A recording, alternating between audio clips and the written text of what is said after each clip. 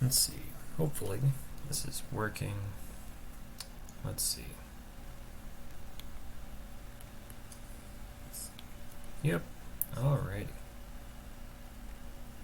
Well, if you watched any of the stuff from earlier today, welcome back. If you watched any of the other anything at all, welcome back once again. If you're new, this might make no sense at all.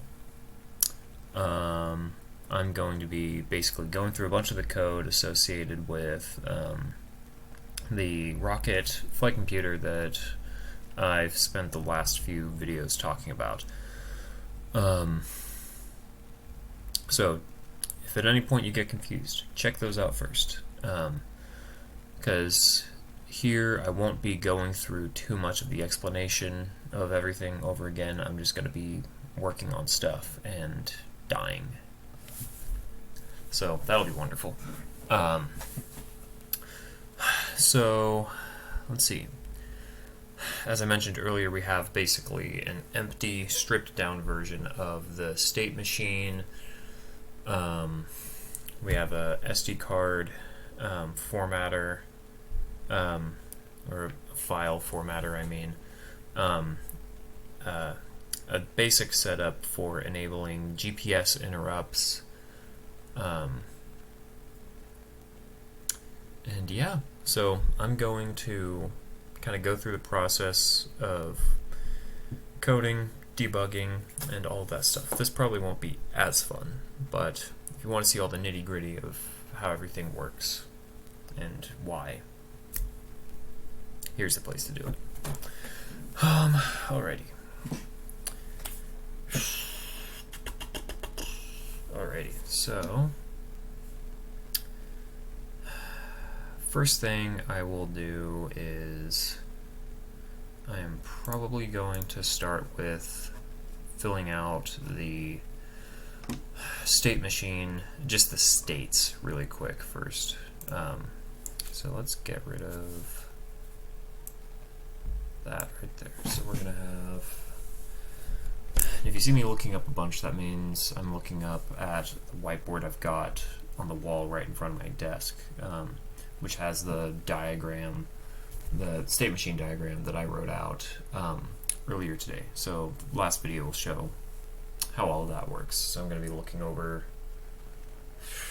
at some stuff here and there. So we've got initialization, let's see, initialization, pad idle, next we've got pad hold,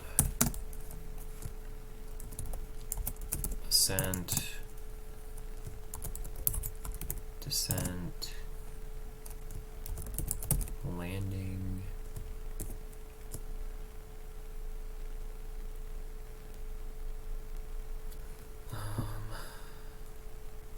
oops, landing,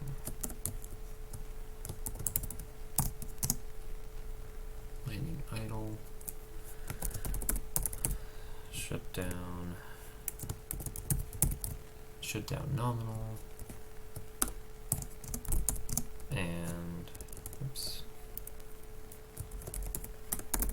and shutdown remote. So then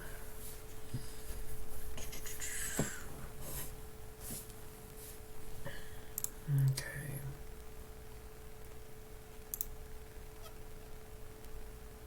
Visualization. Let's see.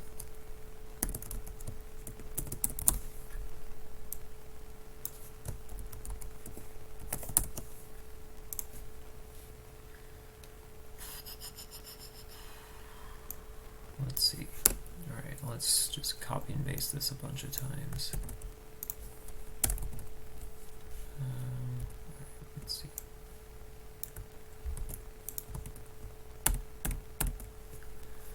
So we've got pad hold. Oops. Ascent.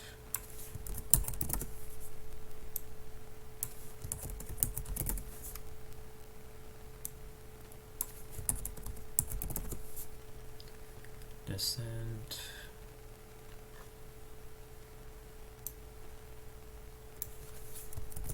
Landing.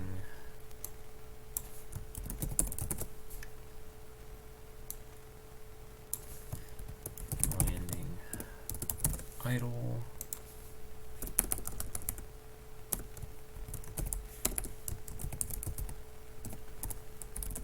Landing idle.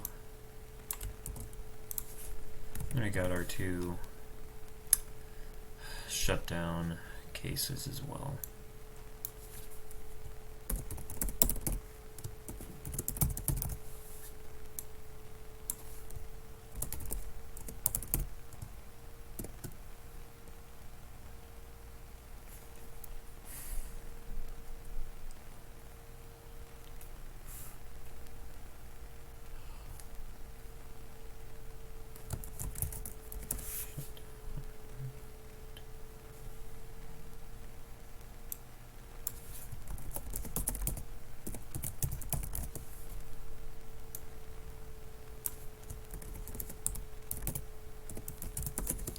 I don't know if I'll get to doing any of the stuff with ground station stuff tonight.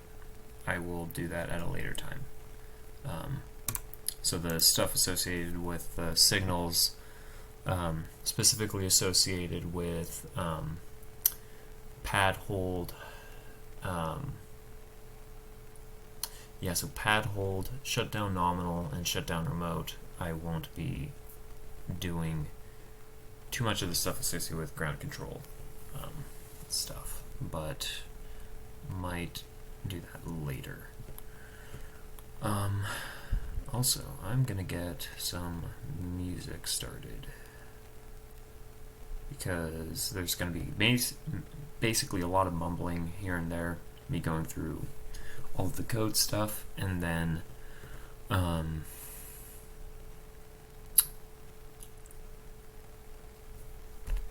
yeah.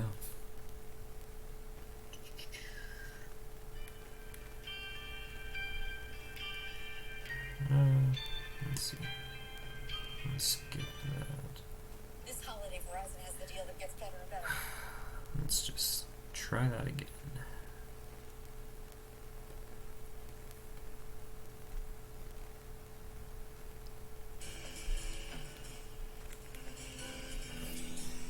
Let's see if you can hear me. Okay, yeah.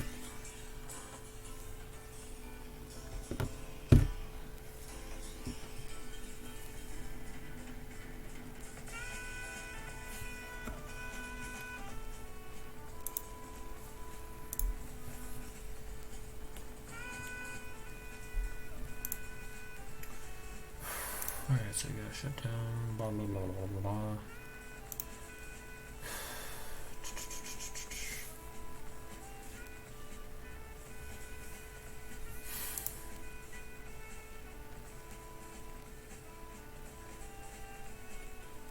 Okay, so what do we want to do next? Alright, so we're gonna do some of the different conditions to get through to other things. So we'll have if a thing, then we'll have flight state will be equal to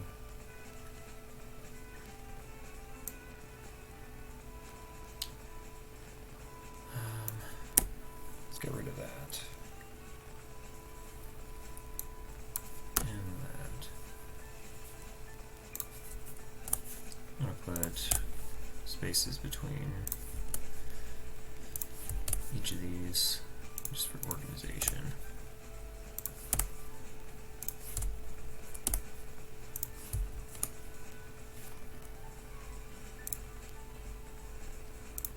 If a thing, then flight state, right, equals something. So for flight state,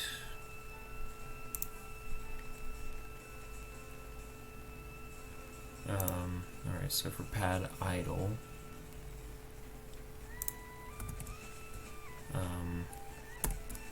we have two things it can break out into. Pad hold just has one it can break out into, and then ascent just has one thing it can break into. Descent, number 5, that can go to two things.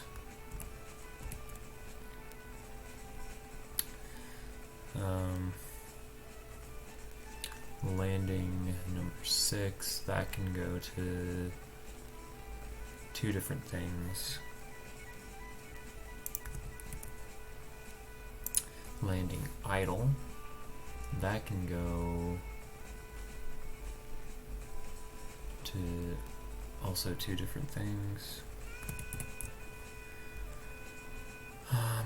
Shutdown nominal,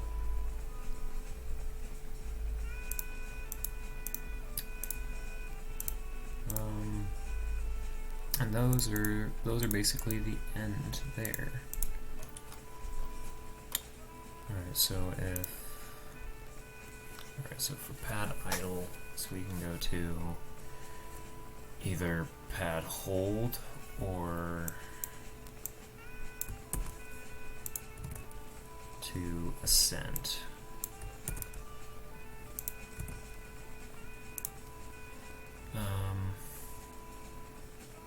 In pad hold, we can only go to pad idle. In ascent, we can only go then to descent.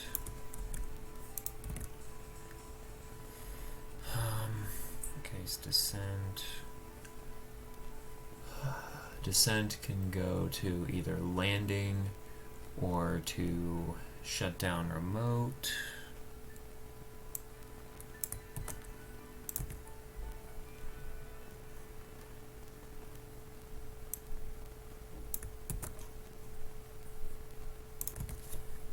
Shutdown remote can also be found from landing and landing idle, so we'll just copy that.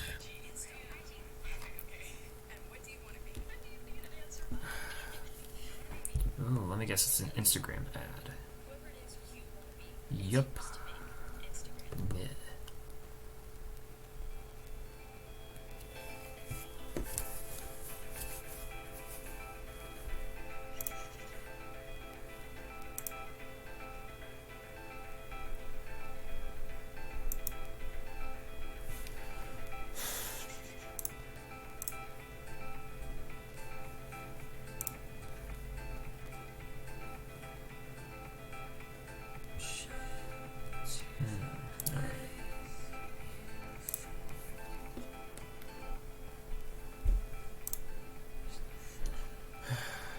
So we got ascent, we've got descent, we've got, and next is landing. Landing, let's see, landing number 6 can branch to that, and number 7, which is landing idle.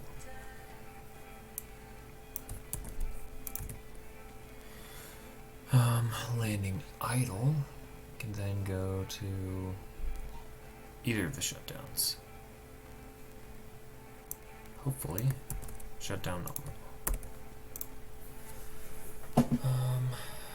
Alright, so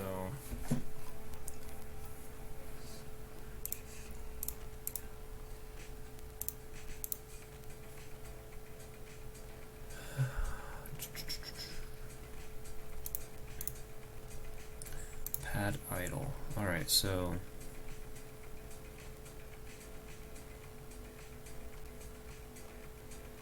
let's see. I'm going to comment this section out right now because that's associated with ground station stuff. Next, we'll have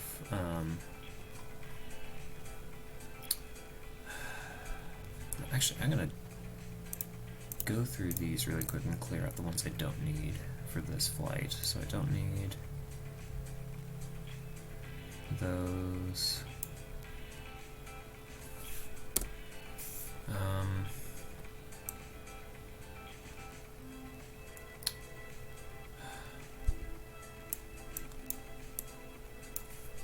Don't need those.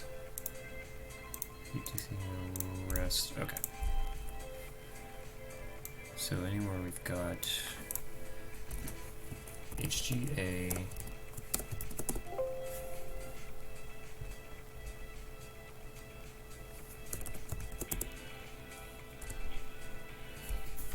Alright, let's see. What am I looking for? Okay, so we'll have. So we can get rid of that along with that.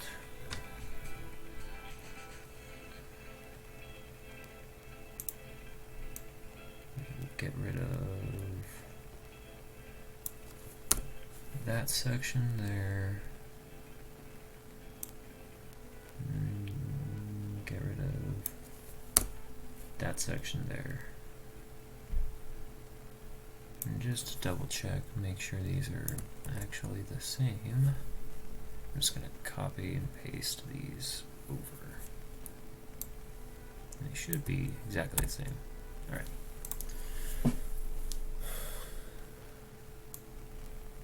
Let's double check, because those also show up later on up here. Yes, alright. Telemetry all. Outputs aligned to your CSV file, blah blah blah blah blah. So we're gonna get rid of these right here.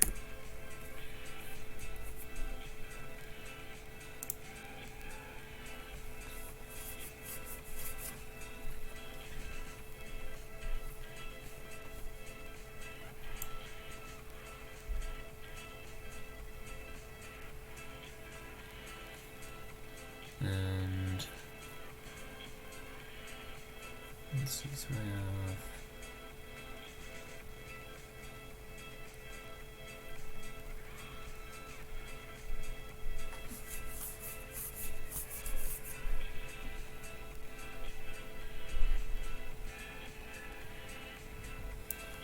so the things I'm going to want coming out of the telemetry sub.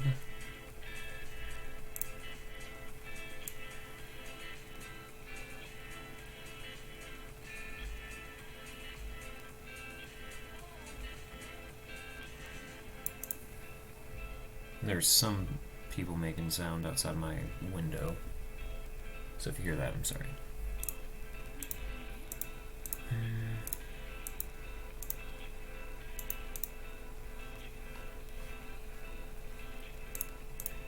Stream file name, tel name. Alright, so I'm gonna want. I'm gonna copy all of this really quick.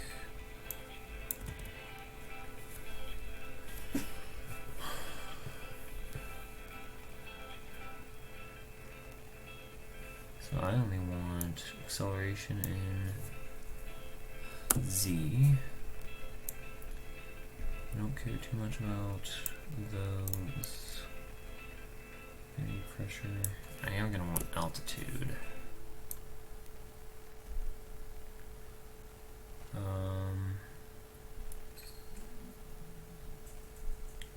Let's see. I am going to want that.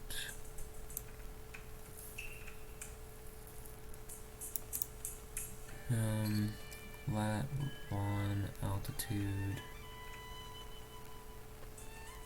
Also, this song is from Breath of the Wild. Excellent game. Highly recommend it if you haven't played it. So we have. Yes, that count, yeah.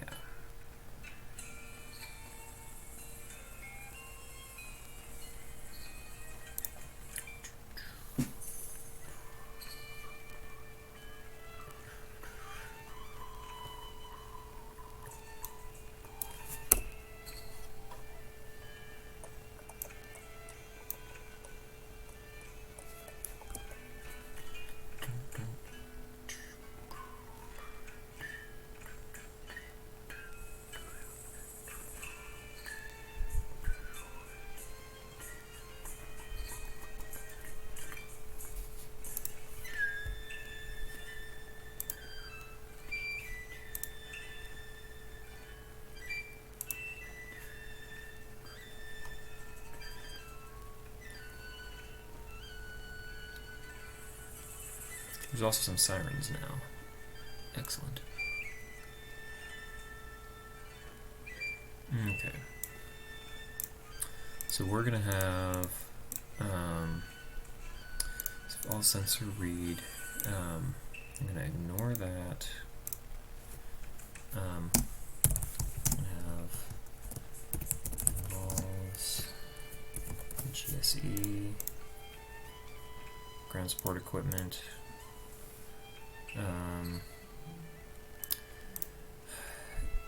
So if our acceleration so if our AZ becomes greater than, I'll do 15 or something for right now. It's greater than 15, since really,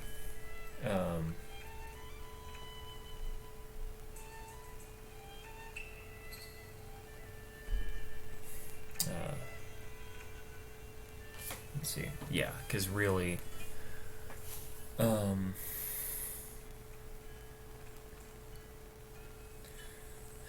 yeah, because normal gravity is 9.81 meters per second squared.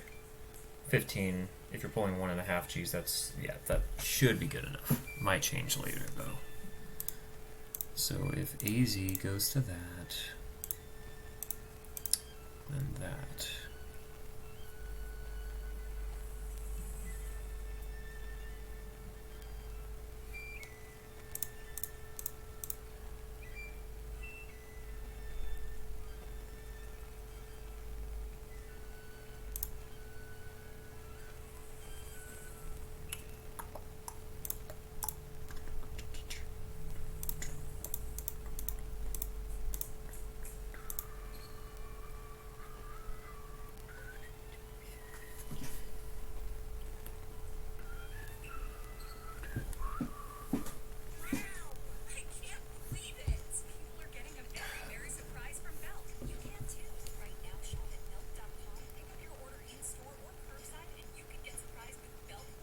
What the heck is Belk?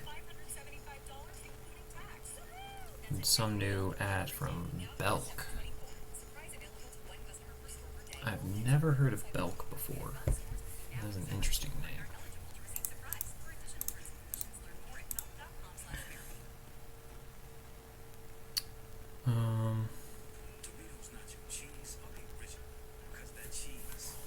So we have 2 ads? Wonderful. We've also got Doritos.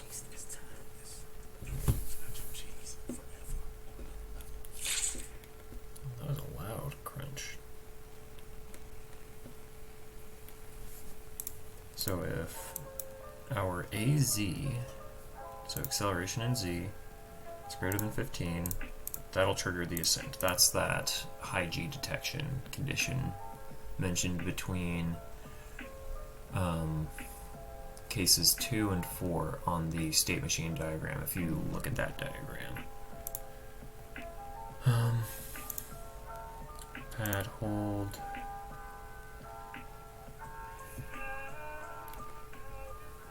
All sensor read. If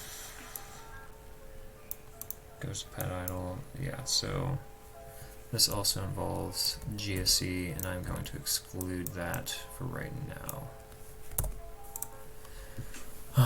Ascent. Alright, so we got maximum altitude detection.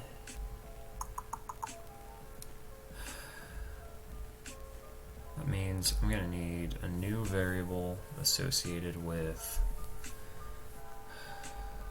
maximum altitude.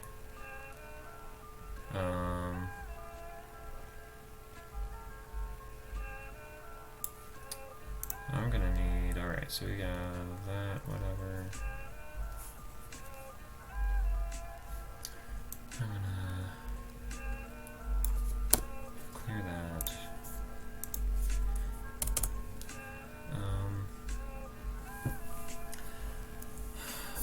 I'm gonna rename these actually, so temp with just temp. originally that O temp and I temp, or any of the O and I stuff with temperature, humidity, pressure, and P alt, or pressure altitude, that was associated with the internal and external conditions of this container during the flight. So the internal is basically from the sensor reading inside of this sealed environment here in the container, and then O temp, or any of the stuff with the O, was the outside stuff, which was read by this sensor right here on the outside. But in this case, we just have one, so no need to have separation between inside and outside. Let's see. I'm going to replace all of them throughout. So next we also have humidity.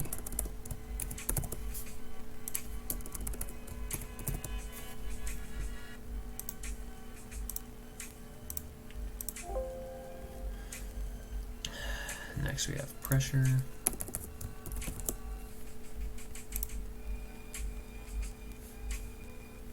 Actually, let me show, I'm not going to show just a window, I'll show the,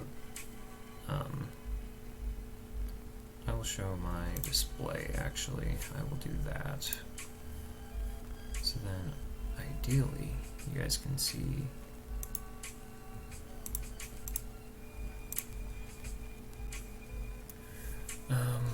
let's see, maybe you can see the search and find window that I've got. Okay, just double checking. All right.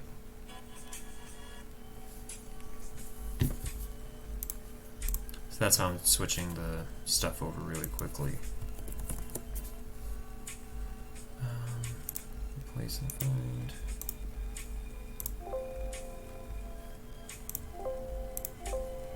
So next we have P altitude.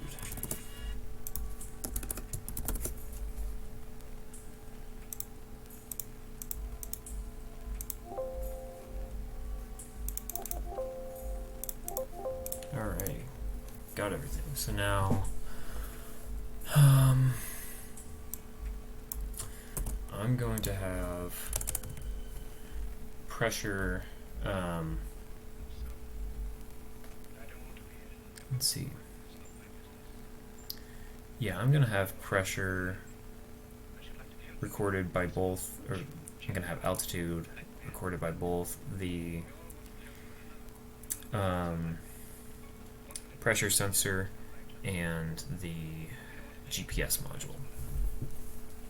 So I'm going to do P alt max. I'm actually going to have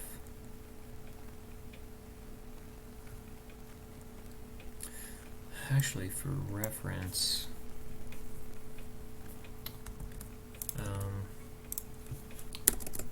I'm going to have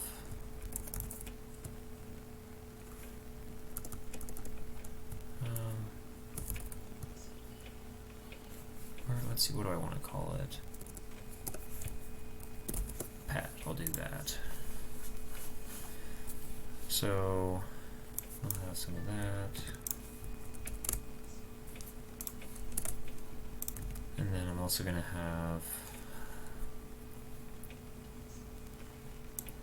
let's do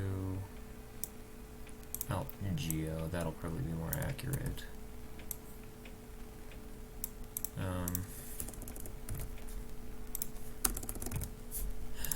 So sea level and geodectic are slightly different. It's just sea level is assuming that the Earth is perfectly round ellipsoid, meanwhile geodectic is like accounting for some of the different bulges in Earth's mass and here and there.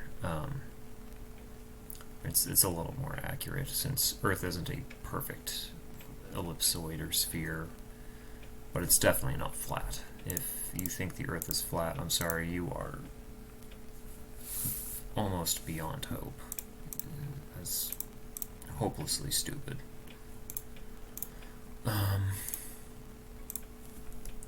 So let's see, I'm going to have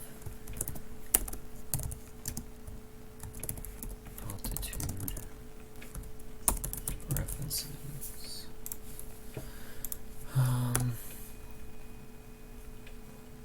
So those are going to be global and constantly updated. So then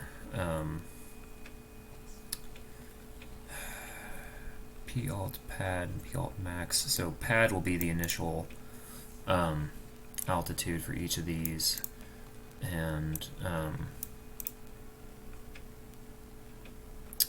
max will be whatever the apogee is, basically. So we have ascent.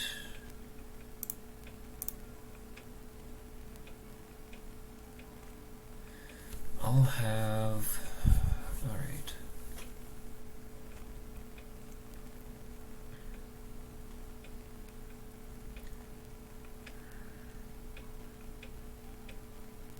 Which one do I want to do? I'm going to do some stuff really quick.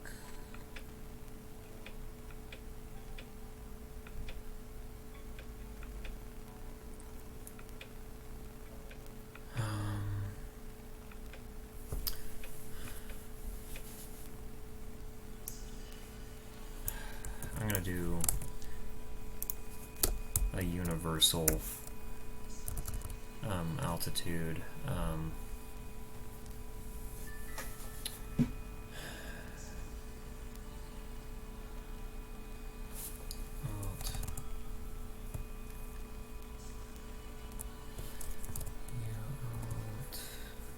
So yes, the universal altitude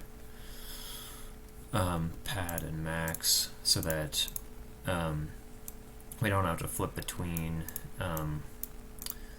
GPS and pressure. I can just, at some point in other code, I'll have selection between like, I'll have the universal one be based on either one of these, depending on which one is more reliable, basically. So then in anything involving decisions based off of altitude, I can just use whatever the best one is, so universal.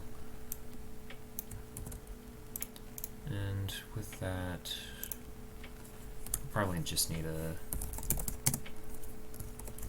just a normal floating one, so that then I can have something to reference. So that then, so if we have u alt max is greater than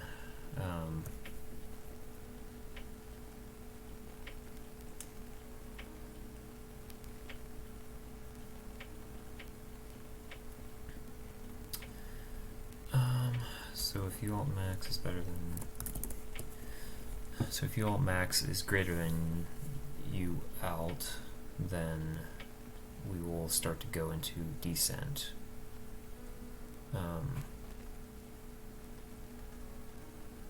And I'm going to do, actually, if u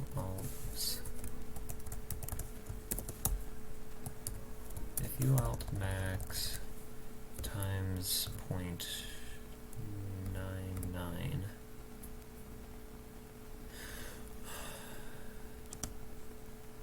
so we have a little bit of space between the absolute maximum and just a little below it, so that we don't have any like noise issues.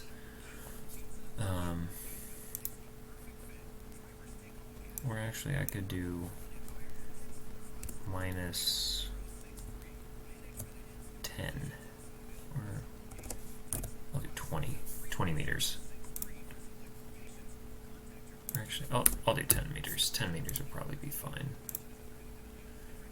So that then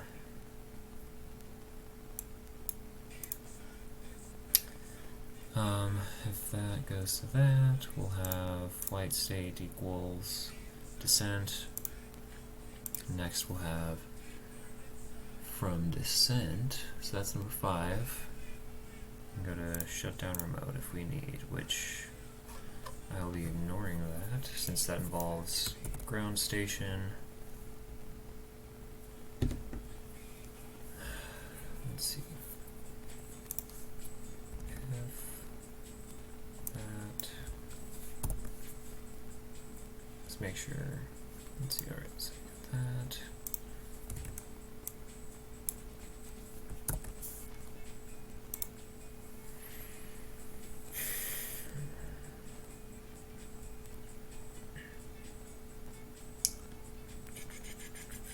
Landing idle.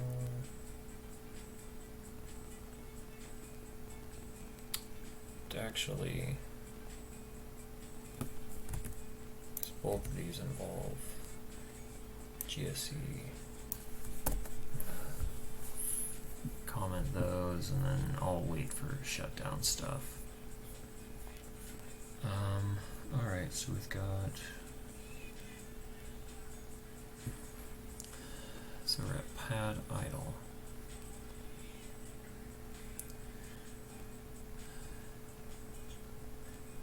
If we detect that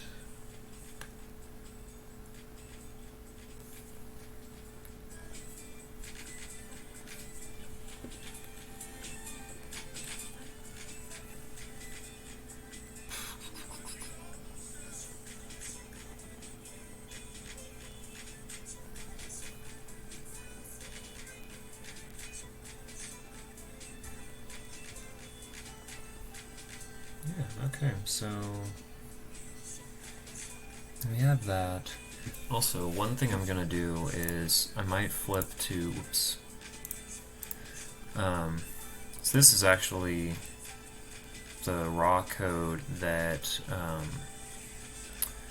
I used on the flight, or well, a little condensed and has some stuff cut out.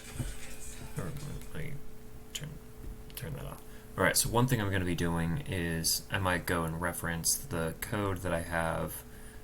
This is, for the most part, what flew on Amber when this went up. So this code I know for sure works with the electronics that are in there, which are just slightly different from here, but for the most part, they're doing close to the same thing. So yeah, so I might reference a few things here and there through this. So I'm going to look at, yeah, so we've got,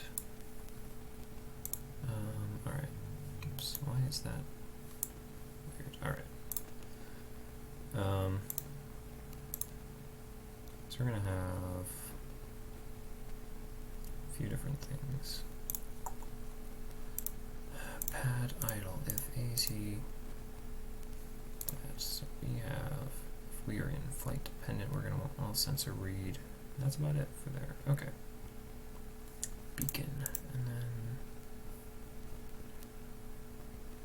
then pad hold.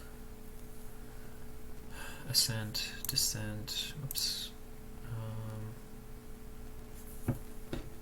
Let me just see something.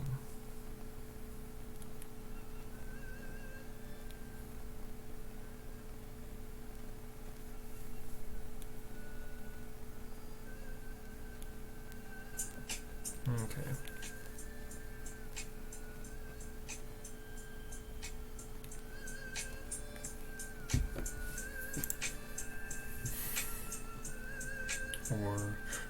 Or sensor time stuff. That we'll definitely want. So, for internal ignition, so from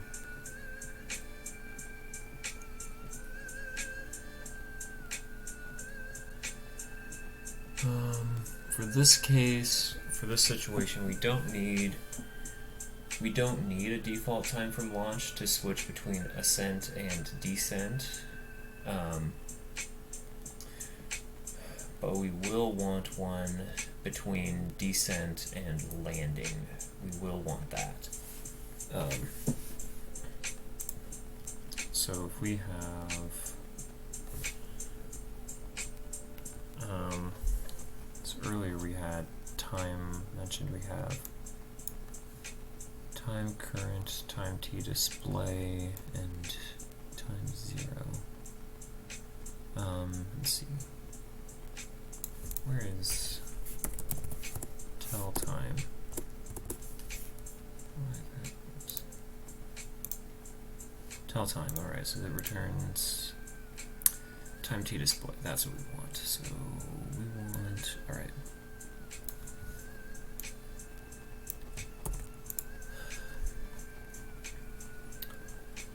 Or, alright, so we have from ascent to descent.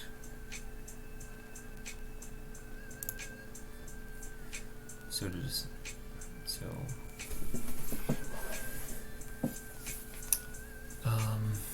let's see.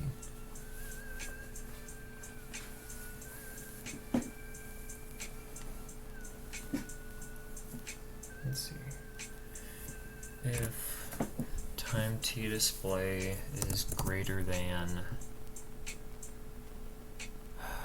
let's see, 20 minutes.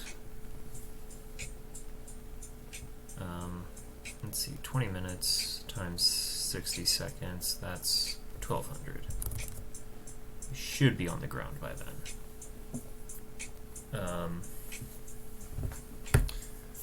Yeah, so we're gonna have that. Oops. Or, so this is gonna be an or case.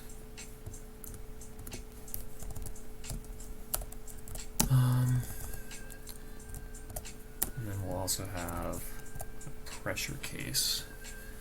So if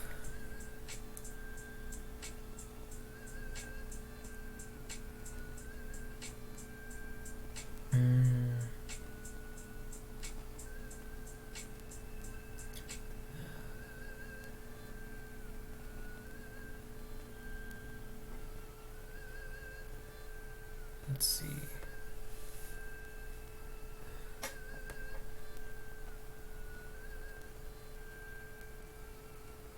If I'm also going to have,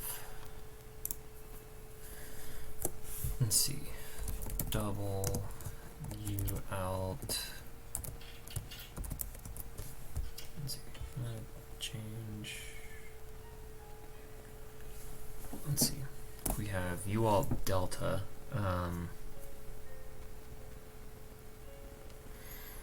That would be, because we could have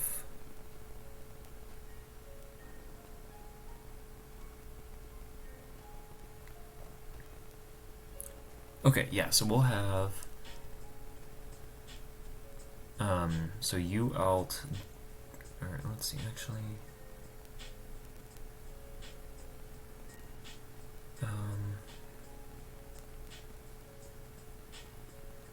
yeah, if U alt delta is really, really short. Okay, so U alt delta, I'm gonna have that be basically my change in altitude over time. So ideally, like during descent, it'll be absolutely no higher. Well, actually. I think landing velocity for my rocket might be on the order of around 6 meters per second, plus or minus, something like that. So if my so at that point, then my U alt delta, or my universal change in altitude, would be at around 6 meters. That if I'm descending at 6 meters per second descent rate. If I get to a descent of, let's see, if I get to a delta of like 1 or something, then that would probably count as me at least stopping going down fast. So I'm gonna do 1. So if I have U alt delta, that'll transfer me from descent to landing. So if U alt delta is less than 1. Oops. Alright. So we'll have flight state landing. Wow, there are so many ads that want to show up right now. let's see. So then from landing to landing idle.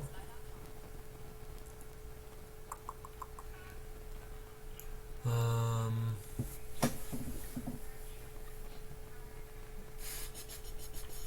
do I want to do that? So no motion change. I want to do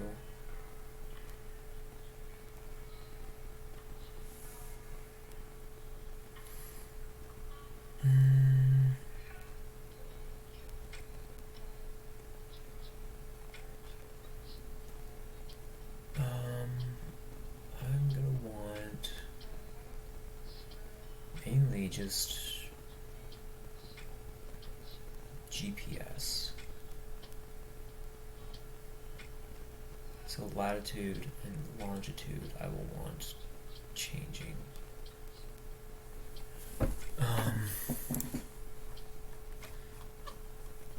Alright, so we have altitude references. I'm gonna have some GPS references. I'm gonna have double.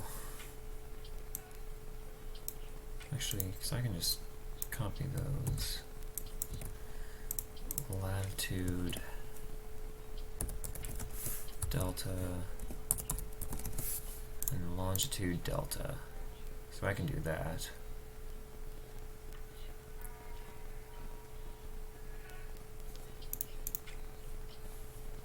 Okay, yeah, so I have latitude and longitude delta. So ideally both of those are going to be lower than some amount. So if longitude delta is going to be less than, I'm going to do GPS delta threshold, because I don't know what that value is going to be at, because that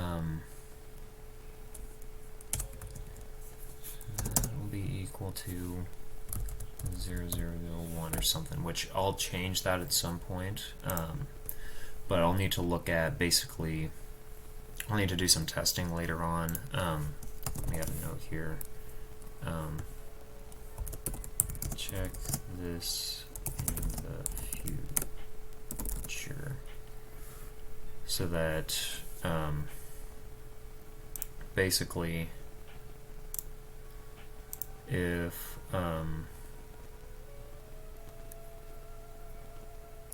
let's see, yeah, GPS data threshold, yeah. So I'll need to look and see, because GPS, how I have it output, it goes to degrees in latitude and longitude, north, south, east, west. I'll need to look at how much some amount of degree angle is detectable with my GPS. So like if I move the rocket from one area to another, see how sensitive the movement is. And if I can't get it to work really reliably, what I might just do is I might just cut out the idle. I might cut out the landing idle state and just stick with landing instead.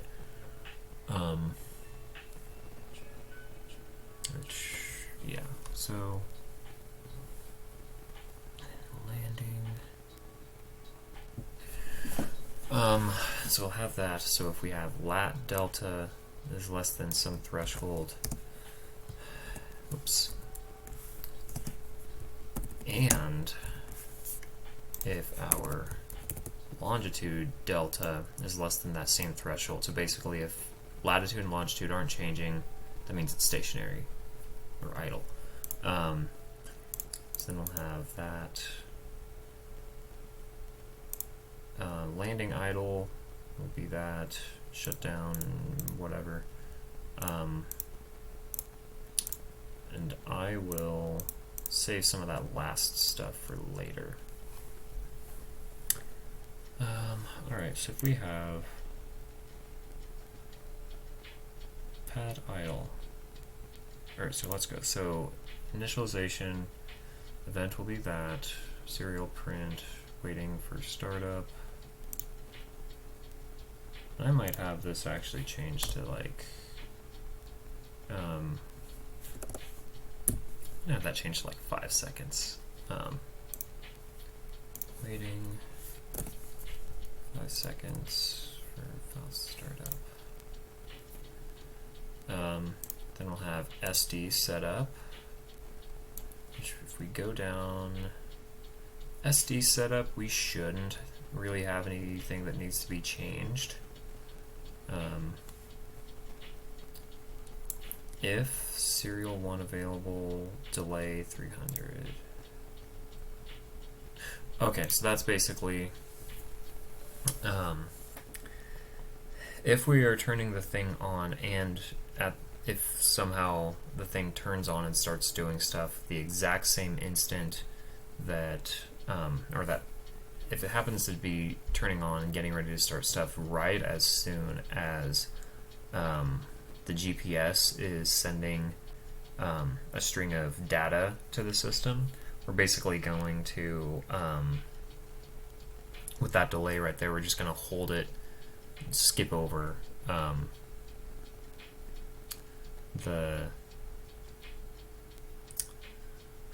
what's it called? We're just going to skip over and not ignore, or we're just going to not listen to what the GPS has to say at that specific moment. And then your sensor here dot read. I will get that in a little bit. We have all sensor read and all of those. Alright, yeah. I'm going to play with all sensor read actually really quick. Let's see, so if we have all sensor read, let's get our sensors set up. Let's do that. So we're going to have, where are they? Where the heck are they? Comms out, tell time, tell them all sensor read, GPS setup. Oops, oh, that's gonna get copyrighted for sure. Skip that one. Let's add some more. Let's do.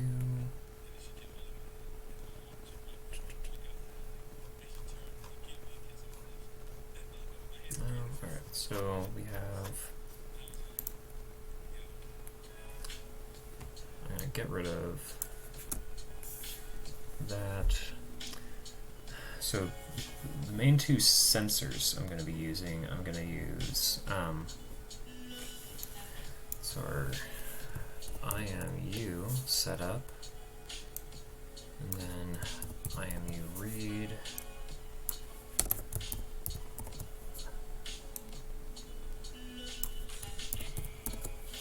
IMU read.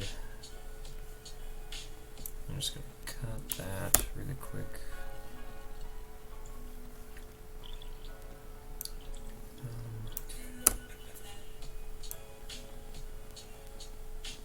Let's see.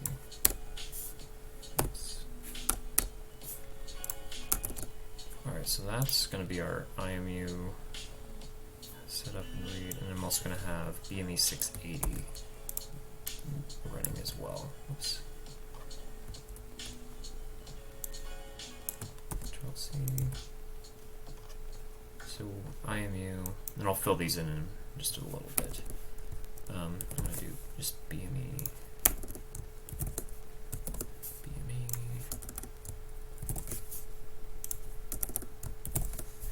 I can cut that there. The song is funny.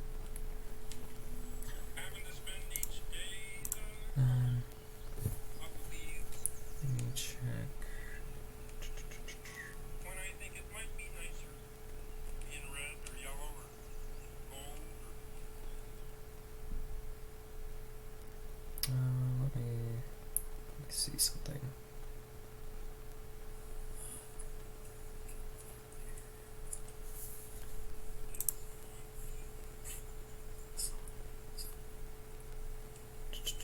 Okay. Alright. Much more colorful. That's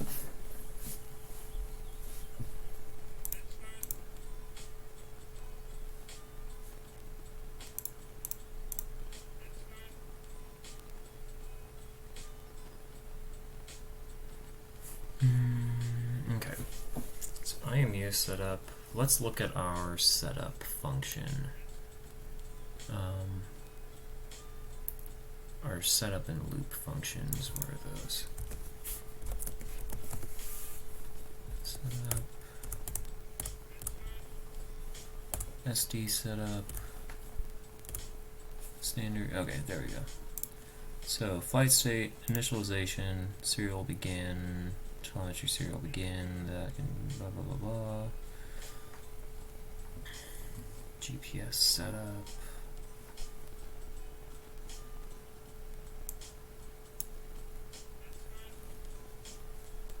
Actually, do I call setup multiple times? Oh, never mind. So I have SD setup, but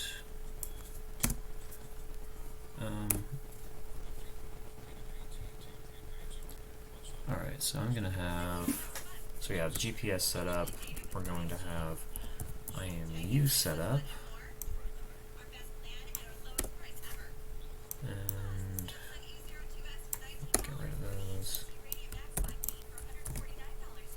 Then we're gonna have BME setup. So we're gonna call those.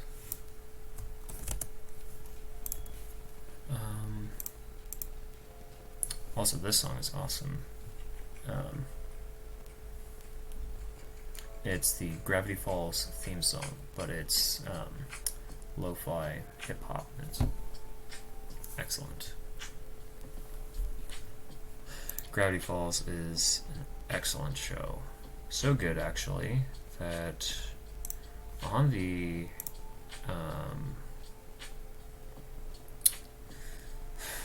actual flight software that went up in August on the Amber spacecraft, I actually had this graphic hidden in commented section of that code, and also on the bottom of one of the mounting faces I drew this little graphic of Bill Cipher hanging out, and yeah, totally goofy and stupid, but I like it. It's a really good show. My sister and I really like it. That's our thing. It's awesome.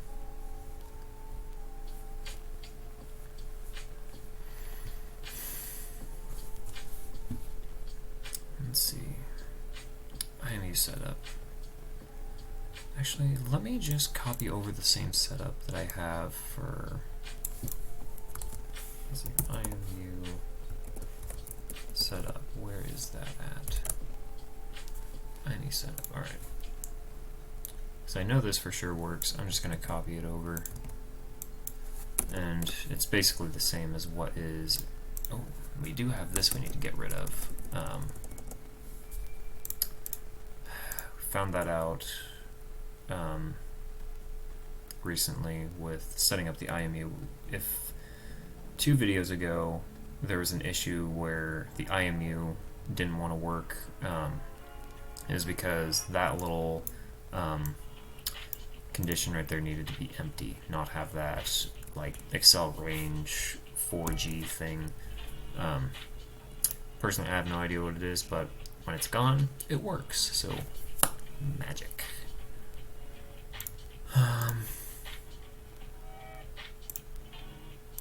Alright, so then IMU read. Since this is the same sensor, I can also just copy over from that. So I know that works for sure, or at least part of it. So IMU read. blah blah blah blah.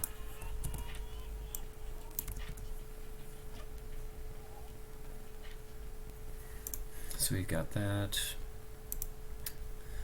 So this basically comes out, brings some commas. So we've got file name, tell time, event. Then we have AX, AY, AZ. Those are updated here. Comms out basically just prints those out. Display the results. Alright, so there's that. And if you notice in the flown version of the code, there's this little extra snippet right here. That was actually for, if I pull it out, so this accelerometer that I'm working with is within the limits of acceleration that are expected for my flight. This one shouldn't be pulling more than, I don't think, 16 Gs or so. That's the limit of the accelerometer I'm using on this flight computer. Meanwhile, when you are launching off of basically an ICBM, you go way faster. You see much higher acceleration. So I needed something that could read more than 16 Gs.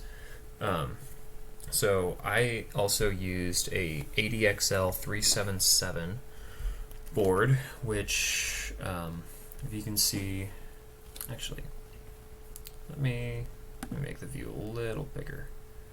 Let me see. All right, yeah.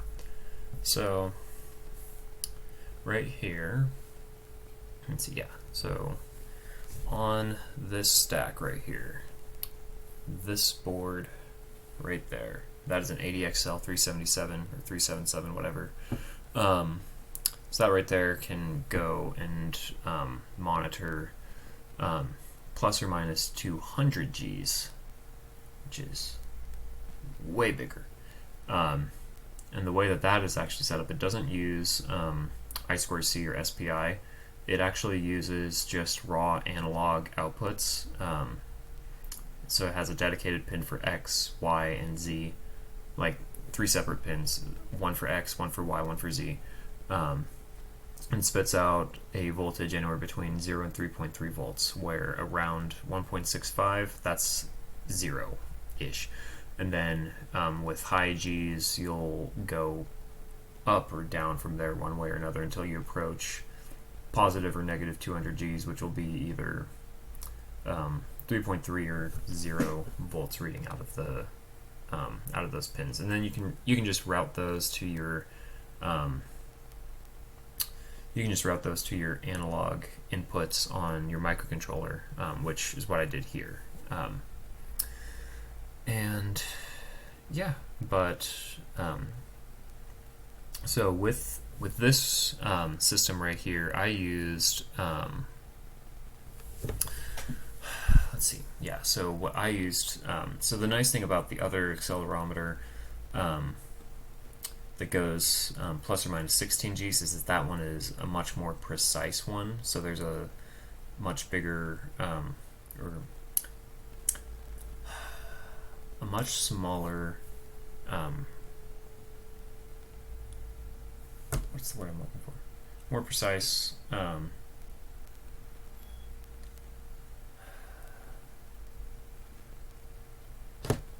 to remember the word.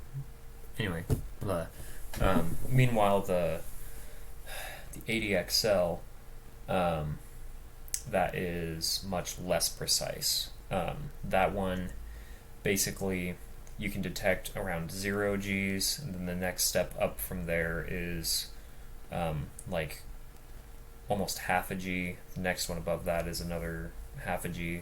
So yeah, it's not quite as precise. Meanwhile, you can get precision on the order. Okay, I think I have the wording now. So precision on the IMU I'm using here is on the order of like a few hundredths of a G. Meanwhile, the precision of the ADXL was on the order of about like half a G, which It's not quite as precise, but you get a much bigger range as a result, which is the main benefit of using that. So I used the IMU I'm using here for a lot of those more precise movements.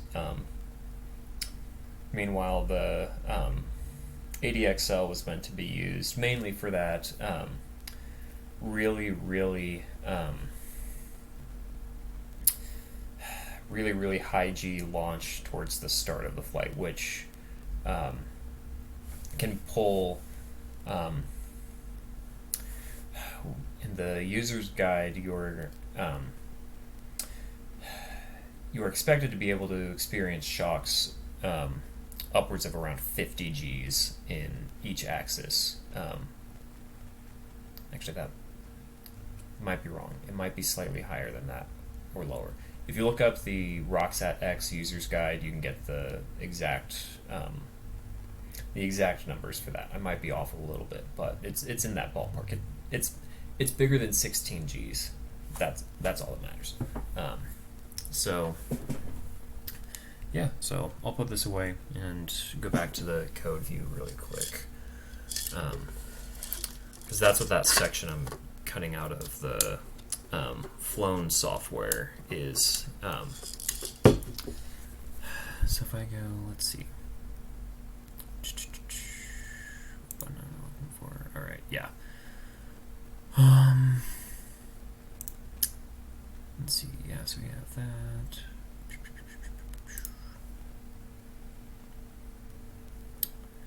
All right. Display capture. Oops.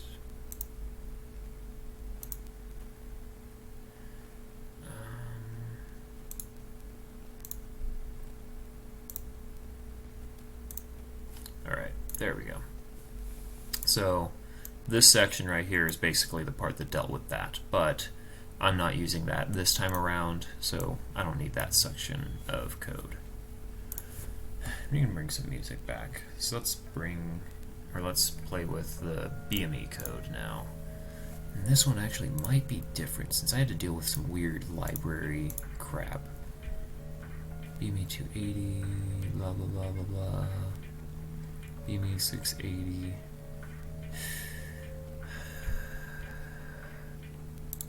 Yeah, let's see. I'm not going to do that. I'm going to go off of the example.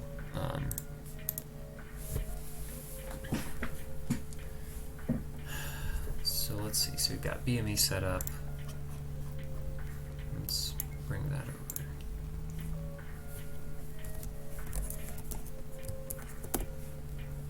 BME setup. Our normal setup. We've got those things there. We've got serial begin. We don't need to play with serial. We will want this oversampling bit.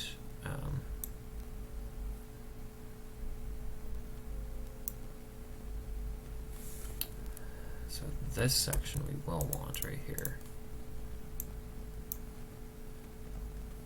So then we'll go back to our BME setup, paste that into there. Let's see. Set up oversampling, filter initialization, blah blah blah blah. And I'm gonna bring that. Actually, I might change this number right here. I'm gonna try and bring that to be the same number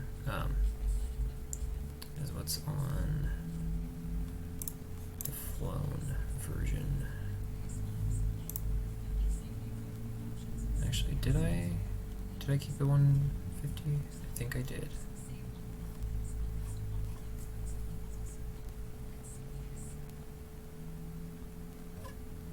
Okay. So, alright, so we have our setup, and then we have, next we're going to deal with our, we'll have our read.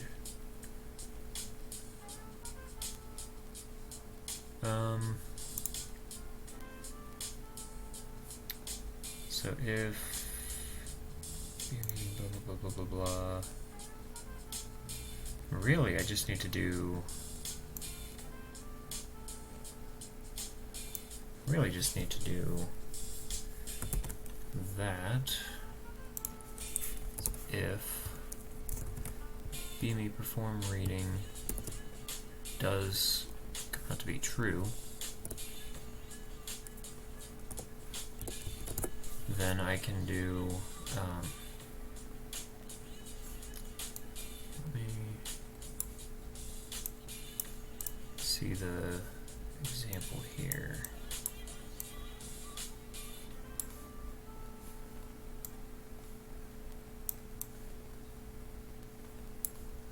BME setup, we've got BME read. We're going to want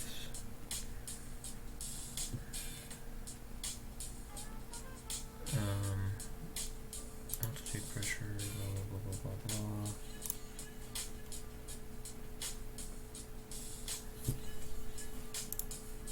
Comes out. We are going to want these at the very end.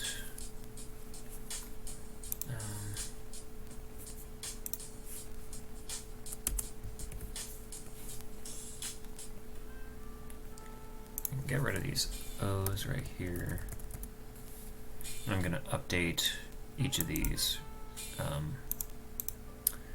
here. So I'm going to have temp equals a thing, humidity equals a thing, pressure equals a thing, P-alt equals a thing, and VOC is going to be equal to a thing.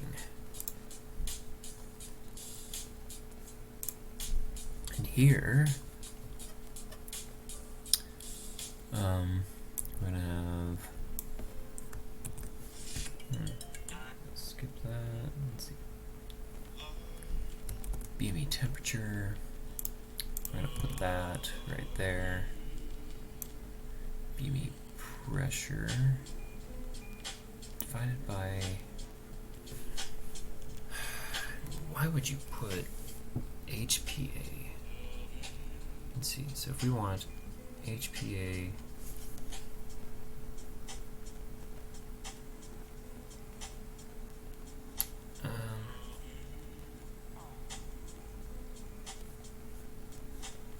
do I have, oh yeah, okay. Alright, so we'll have pressure, so HPA, oops. I'm going to do HPA to, oops.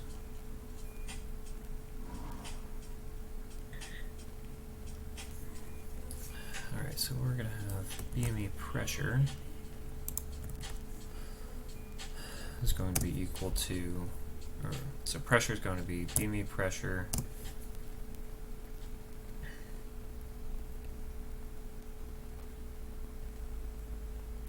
or wait.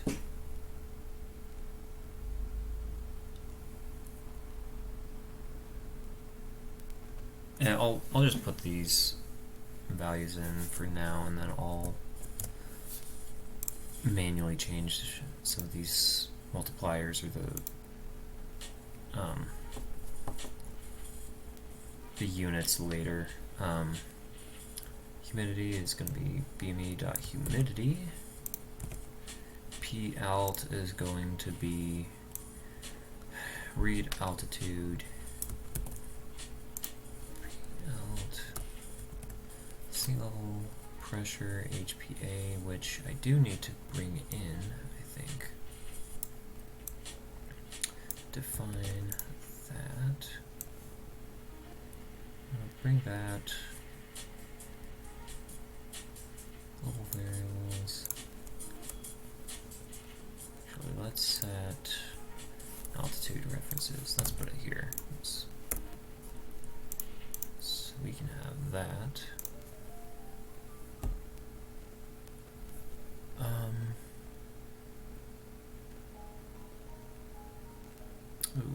I will need... Oh, I just remember, I forgot some of the global variables to bring over for also the IMU. So we've got Adafruit BME, blah, blah, blah, blah, blah, blah. We will want that up towards the top. SD, FASD. We want that. And for the IMU, we're going to want up the top, we've got these two right here. That's what we want. So those are for our IMU.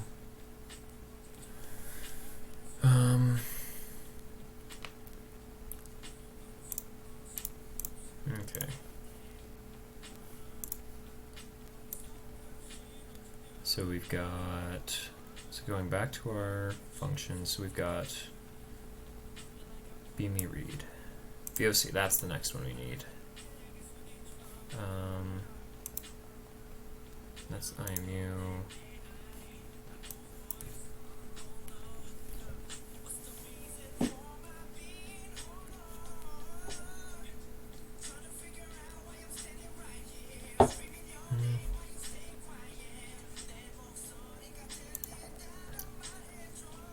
In our loop, we have next is VOC. It's going to be that.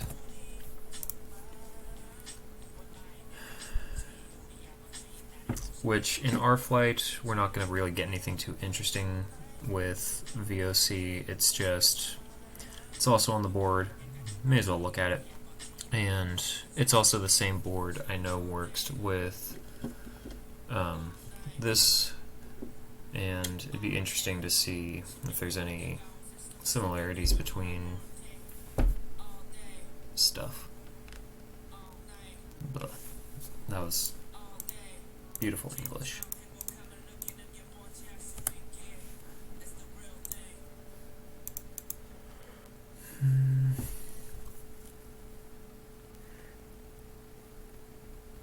Let's see, let me check something really quick.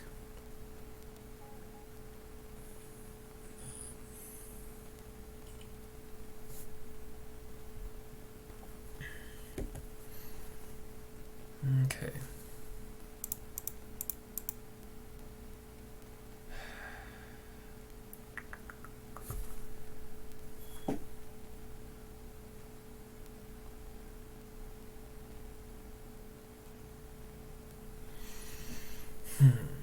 Okay.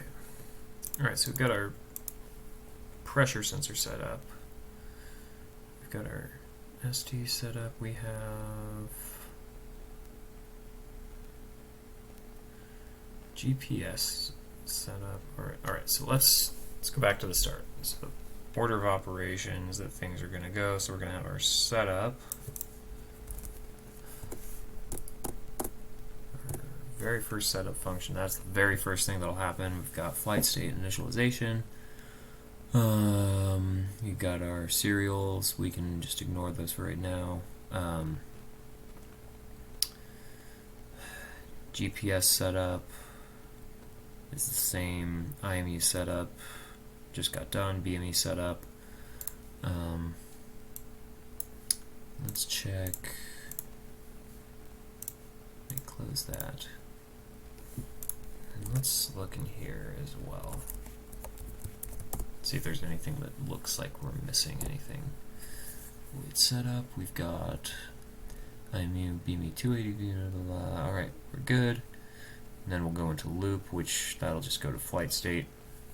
Which then now we're going to look at our state machine. Basically the fancy switch case of death. So we've got that. Actually, I'm going to change this to 1 second for right now. I'm going to change it back just for testing, just to make it a little quicker. SD setup. We've got SD setup. If serial, then wait. Ooh, your sensor here.read. We're going to want to get rid of that.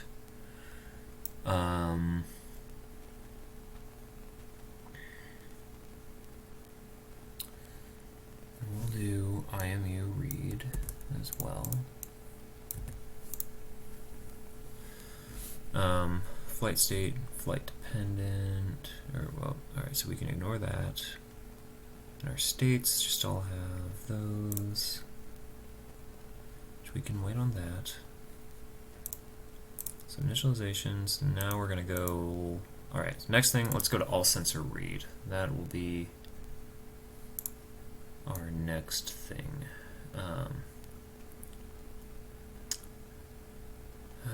All sensor read, okay.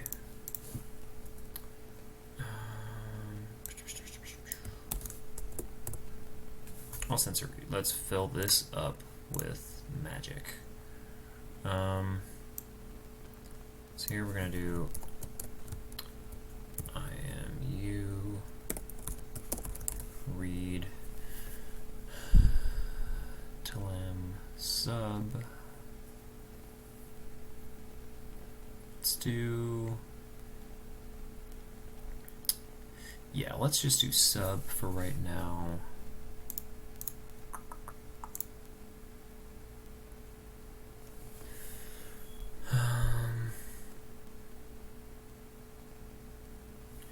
Alright, so GPS read. Let's play with Cthulhu for a little bit.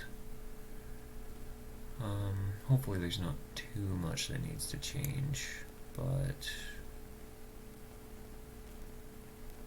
we shall see. So we've got our GPS setup and pre-functions should not really be changing at all. It's mainly just our GPS read that needs to get filled.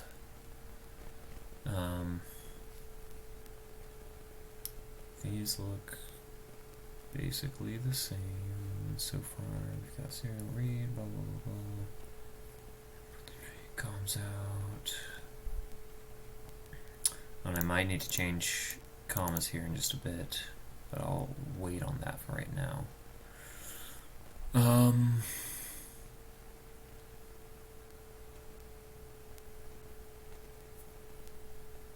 GPGGA, we have that. If string clear, goes through all of that. All of our extractions. Alright, your sensor here dot read, let's look at that. So for that we're gonna have just IMU read.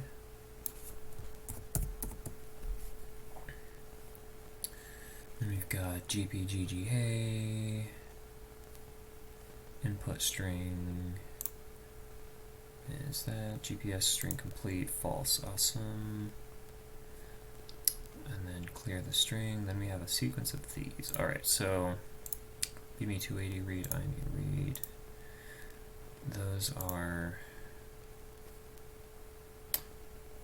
I'll explain what these are maybe later, but basically,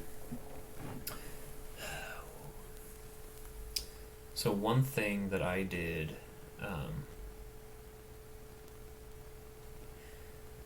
it'll make a lot more sense once I start spitting out data and opening and showing you guys what a CSV file from this computer will look like. But what it would do is that it would do, or it would at least attempt to do a reading for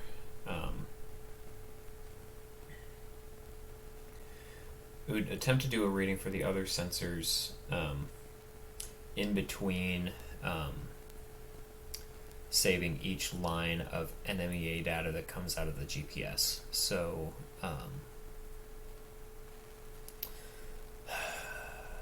so you'll get one line that has, like, for example, GPGGA, so that's the header, and then followed by a bunch of crap, and then so you'll save everything, like all the lines of raw NMEA data comes in and is saved just temporarily, locally, like in RAM, basically. And then while saving to the file, like saving those lines of data to the CSV file, since it does take a little bit of time to look at each line and parse it and organize it and save it, what I tried to do is to try to get a smoother section of acceleration data between each thing. I would try and get basically at least some amount of IMU data recorded and saved between the actual writing of each line of GPS data to the file, which helps keep from having like this weird gap of acceleration data. Then also I would update the let's see. Yeah, so I would also update the environmental sensors once a second, which is the same. Well, I would update it every time I got a pulse from the GPS, which would be about every second or so. And yeah.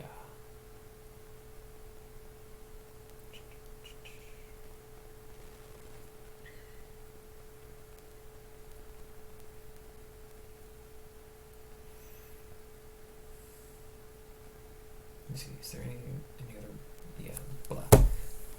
That's basically what that section there is. So in my case, I don't have a BME 280 I'm using, but I do have a 680. So I'm going to take this section and then do telem all right here. So BME 680 read, IME read, telem all. And then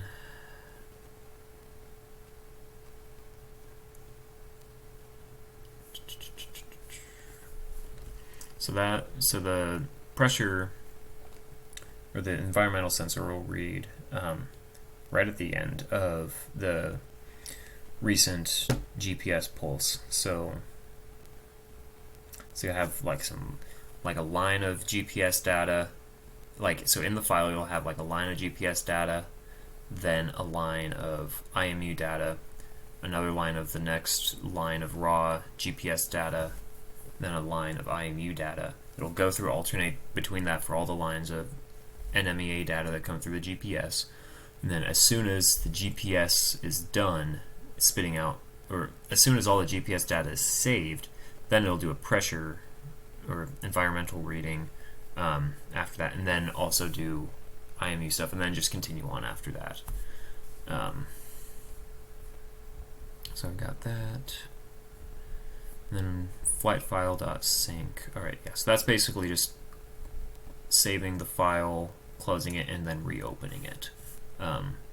So that if for some reason there is a sudden loss of power or something, the file at least is saved, and as long as we can get the SD card back, we can get data up until just less than a second before power got cut off, which is nice. So we've got IME set up, we've got BME set up, we've got SD set up. Alright, so let's go back to our state machine. Let me check something really quick.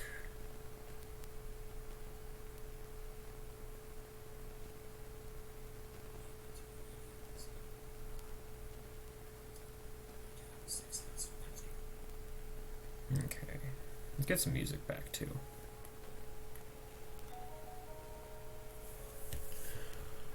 Alright, back to our state machine. So we've got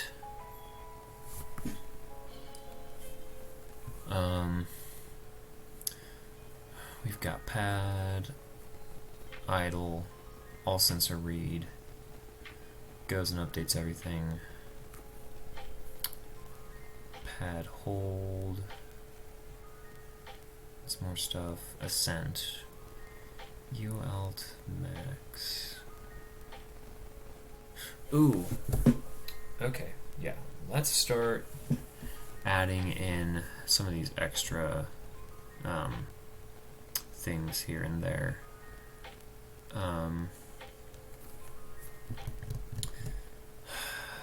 So these are all going to be a lot of references. Let's see.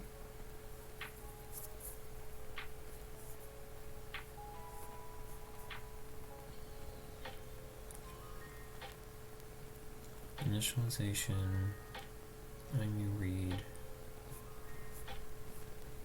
What I will do is waiting 1 second for valid startup.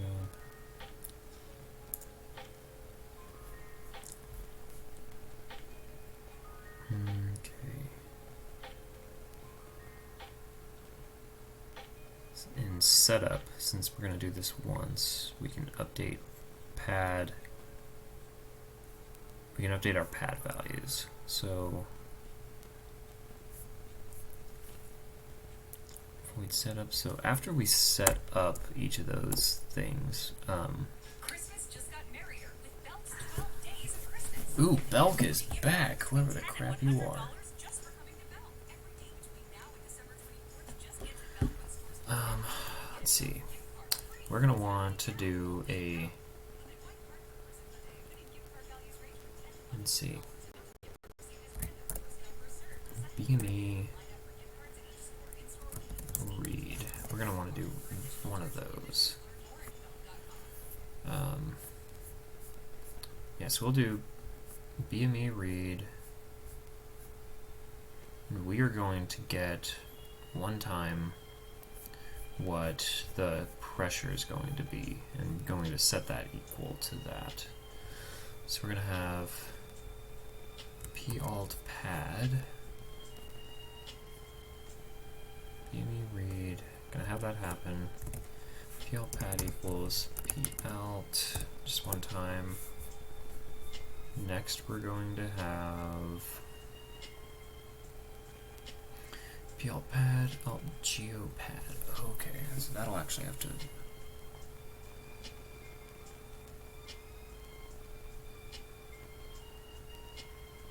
We might need to wait for that.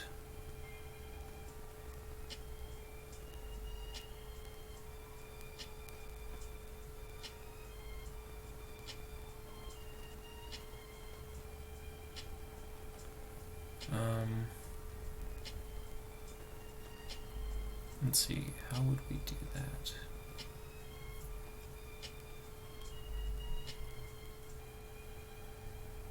Actually, let's wait. Let's just deal with pressure altitude for right now. So we'll do p-alt pad and just ignore the latitude, longitude stuff for right now, since we can. Those will be later on in the flight, and we can deal with those later for right now. So u-alt. I'm going to update that in the flight states function. So in here, I'm going to set, oops,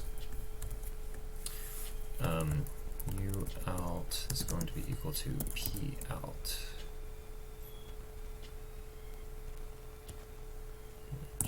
So we have that. P-alt is u-alt.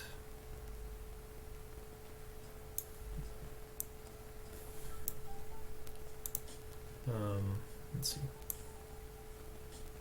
U-alt pad, U-alt max.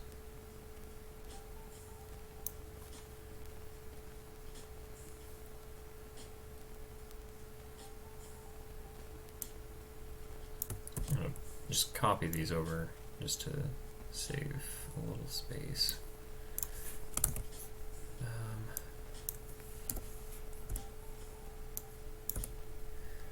So we've got a u-alt pad. We will want that elsewhere. So in the setup, p-alt pad, let's see, u-alt pad, and that will be equal to have that equal to p-alt pad. And then, so we've got u-alt max, that's going to be, that'll be P alt max, and then we'll have U alt delta be equal to P alt delta.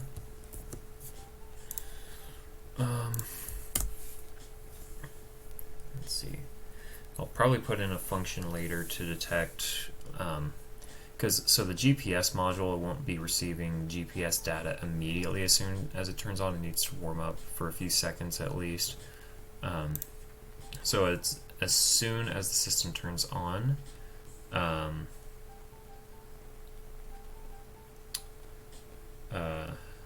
let's see. Yeah, because as soon as GPS gets turned on, or as soon as the whole system gets turned on, GPS does not receive data yet, so it needs to stay on for a few seconds. So when the system turns on, you only have pressure-based altitude, at least for a bit. So that's why we're going to be using pressure altitude as the universal altitude, at least at the start, and then might add some case where later on we can do GPS-based altitude rather than pressure-based altitude.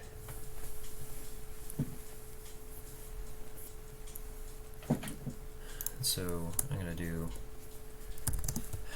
turn into a function incorporating a GPS later.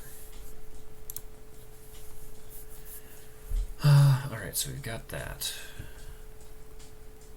We're also going to need to update our deltas throughout the thing. So we've got U alt delta.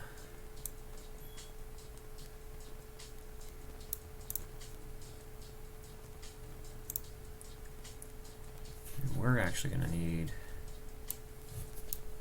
deltas for each of these as well.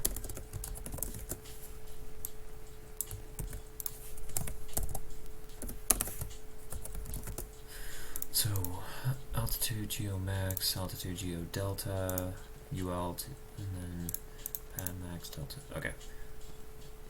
So P alt delta.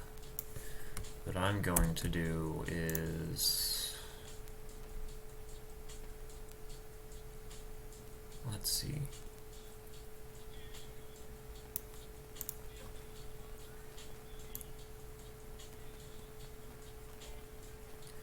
Alright, so we're going to have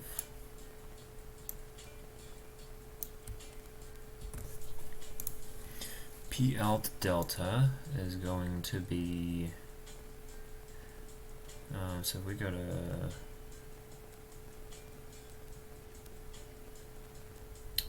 where do we have, alright, so BME, alright.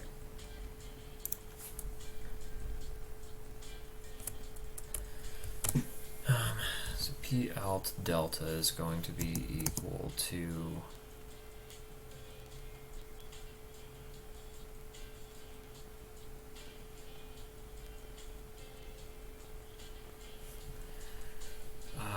we want to make sure we don't accidentally overwrite pressure.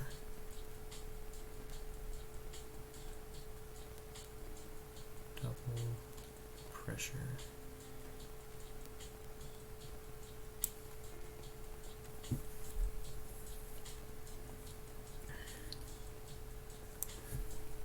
P alt delta is going to be equal to pressure minus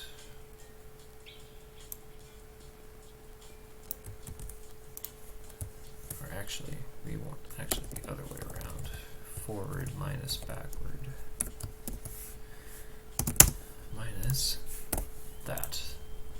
So we'll look at, so this right here is the same condition as here, but called just a bit before,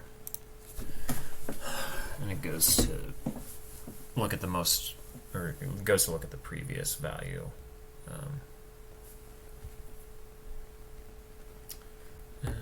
yeah, so I might change this. Let's see. We'll also have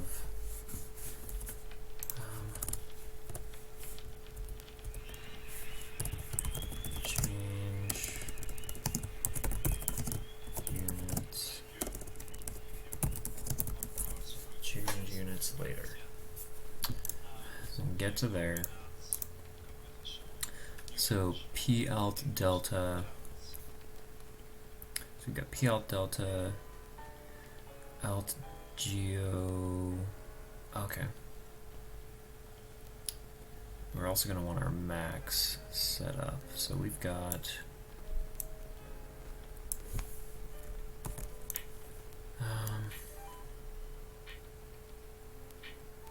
so right here.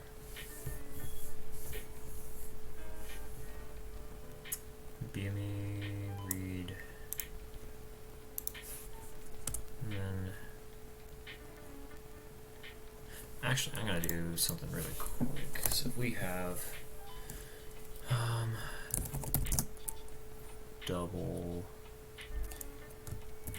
press temp.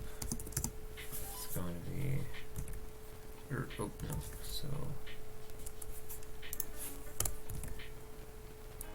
so press temp. I'm going to use that instead. Oops. That'll be equal to that, which that will then be here. Alright. So then we can use this little variable right here in a few different areas, and it'll be a temporary variable, which we then assign to the global variable later after we do our little math with it first. So we have P alt delta is equal to P alt temp minus pressure, yeah, so that's the temporary minus the global. That'll give us our difference in time. We've got P alt max. Let's see.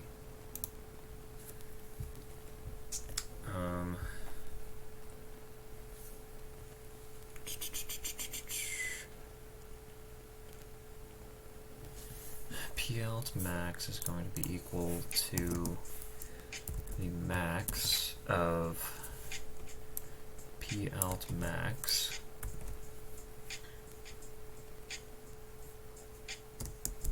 and let me look up the syntax for that max function really quick.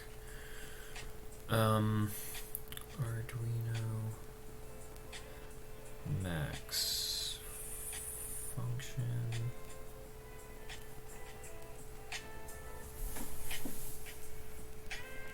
Just make sure I have it right. So if we have max of that, okay, so we have, we're gonna want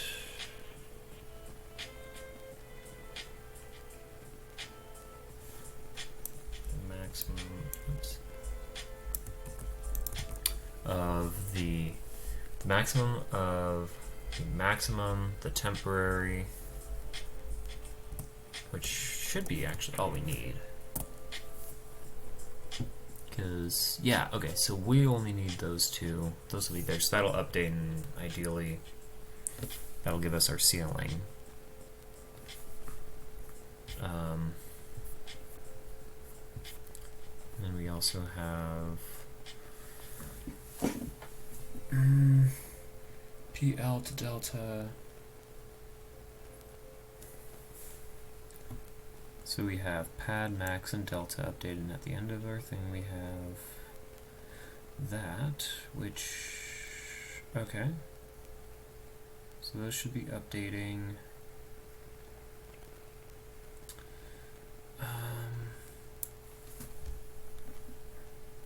Let's see.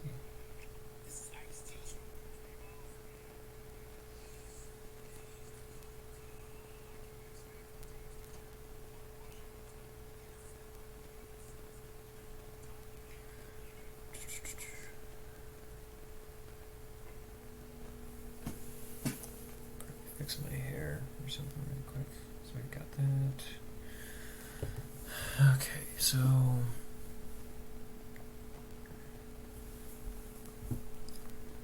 is next? We've got our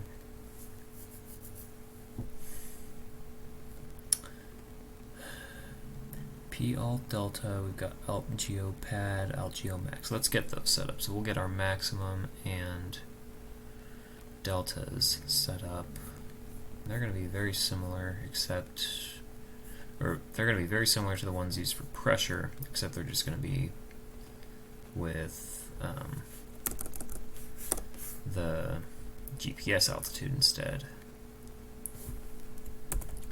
I'm going to bring these to the end of the GPS function. Alright, so if we have, let's see, updating, altitudes. So double press temp, or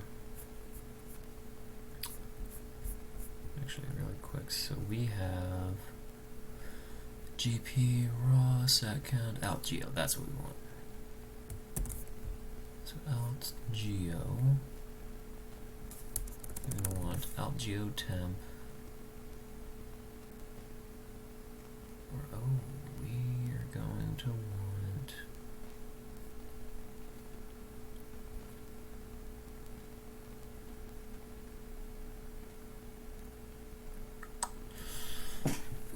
okay, let's see. How do we want this organized? Okay, let's bring this just up next to where geo is called for. So we've got geo, string that, let's see, alt geo temp is going to be that. Updating altitudes.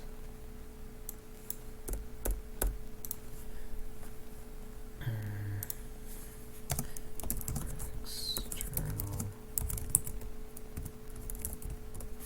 So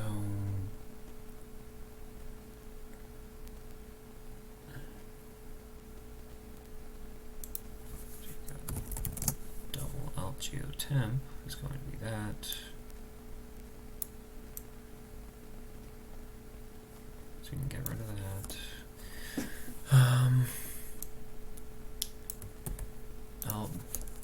Alt geo delta, and then alt geo max is going to be equal to alt geo that minus that. Alt geo max is going to be max of alt geo max and alt geo temp comms out. And then we'll also want alt geo is equal to alt geo temp and then output to comms. Okay. Alright, so there's our altitude for GPS. UAlt, UAlt pad, UAlt max, UAlt delta, those are updated. Okay.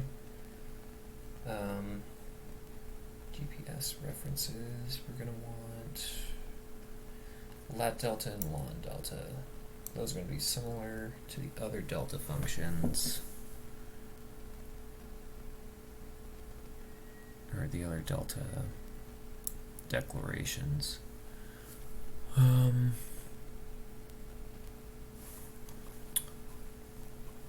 So we are going to have lat equals minus lat.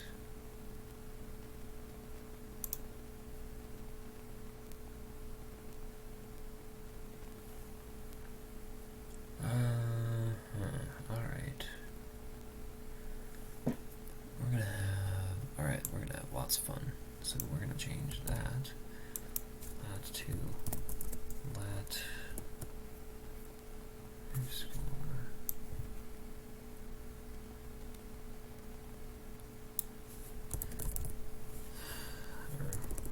lat temp. Just replace a few of these really quick.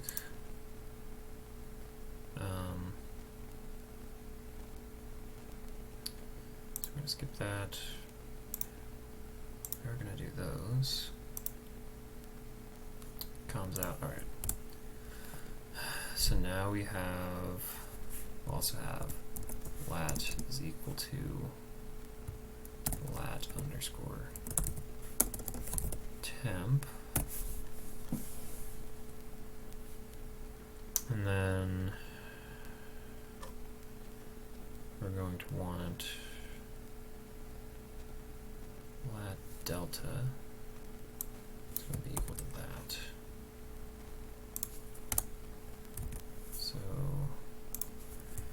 lat delta is going to be equal to lat temp minus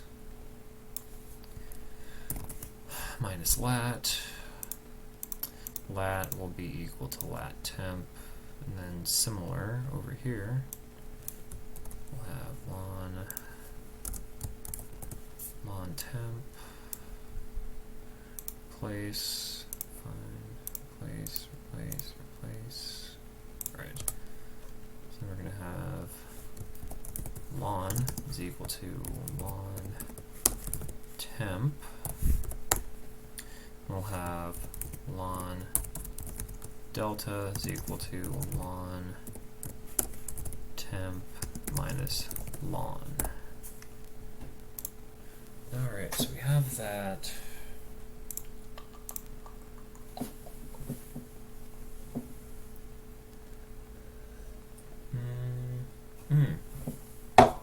We're going to want to initialize that along with that.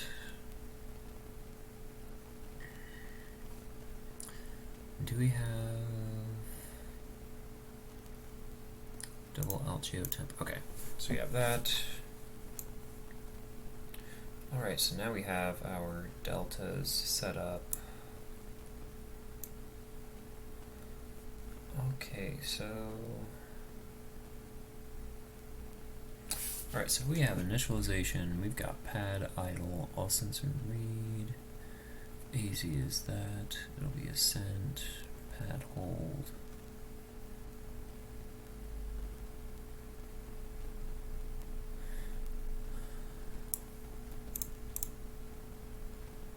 Let's plug it in, let's see what happens when we plug this into our microcontroller.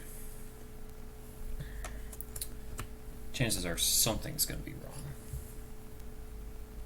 But we will see what is wrong specifically.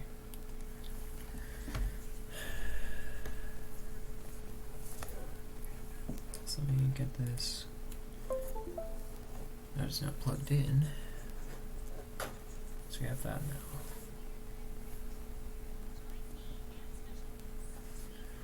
Alright. Let's see. So we've got tools. Let's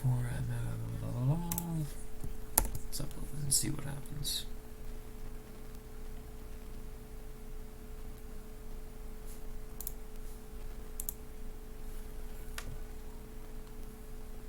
What does it look like? Oh, alright. Here is our first part.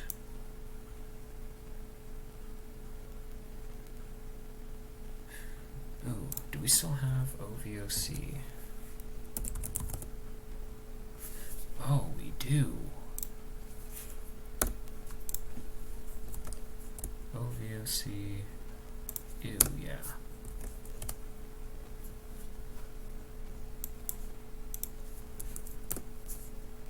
Out VOC. Alright, those are done. Oh, we need libraries. We definitely need libraries. Alright, so for this one we need, so for the IMU we've got wire, we do have that. We have advert sensor, we need these two added.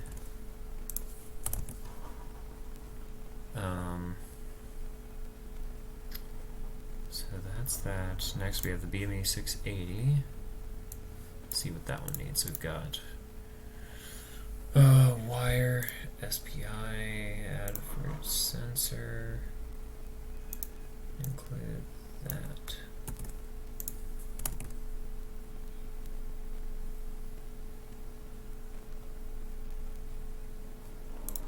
GPS, I don't think we need anything. Include software serial, we got that. Alright. Let's see if it likes this. Let's see what it does.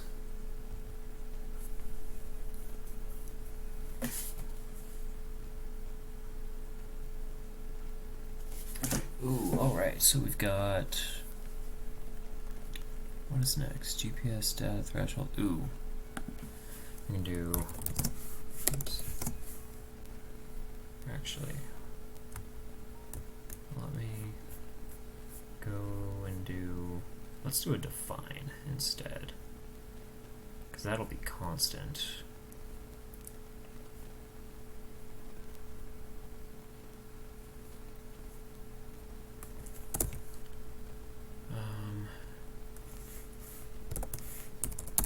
Let's do define. Alright, let's see what it does now. What great surprises will you have now? Alright, BME read. Let's see what's wrong here.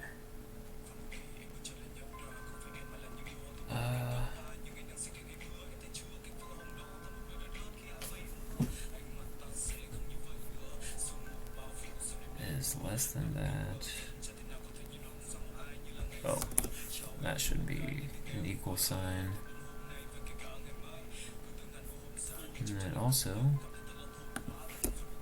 doesn't need that, I don't think. Yeah.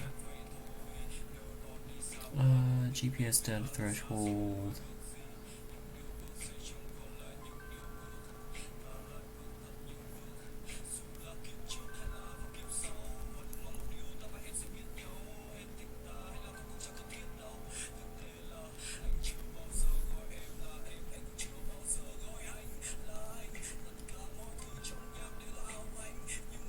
Alright.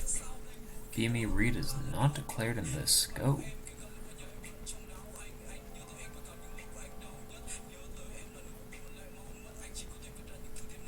BME 680 read. Oh. So we're just going to call it BME in this case. Let's get rid of that. BME 680.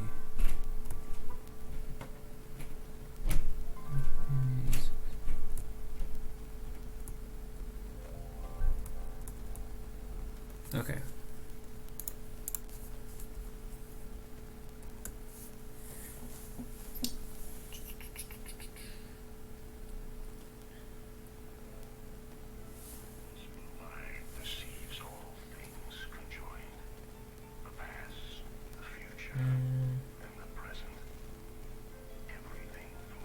Warnings. Invalid conversion from int to flight states.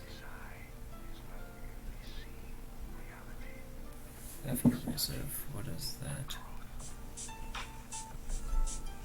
Well, it compiled. Let's see what the issue with flight state is equal to.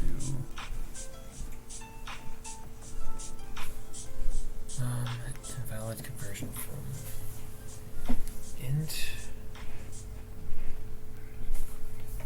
to flight states.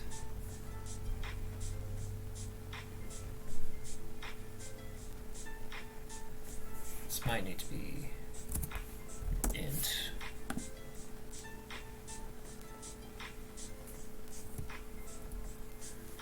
Let's see if it likes that. No, it did not. Let's do this instead. So we've got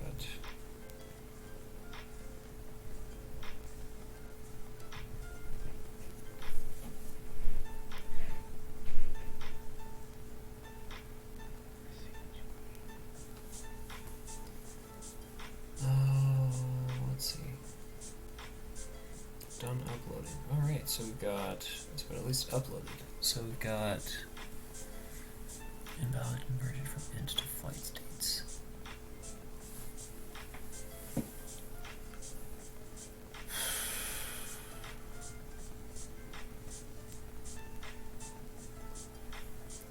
Let's see, is it gonna spit out anything? Let's see. Waiting 1 second for that. Updating file.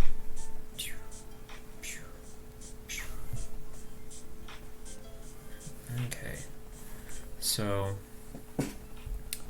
it's updating files because right now the GPS is blinking, thus updating. Also at around once per second.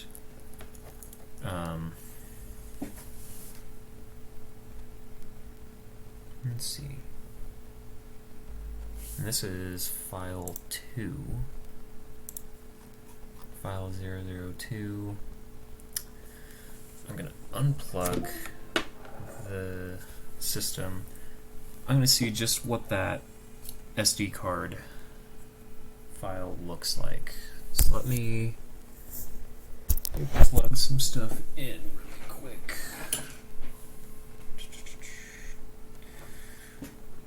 Right now I don't have an adapter with me to get between microSD to my laptop since it doesn't have an SD card slot.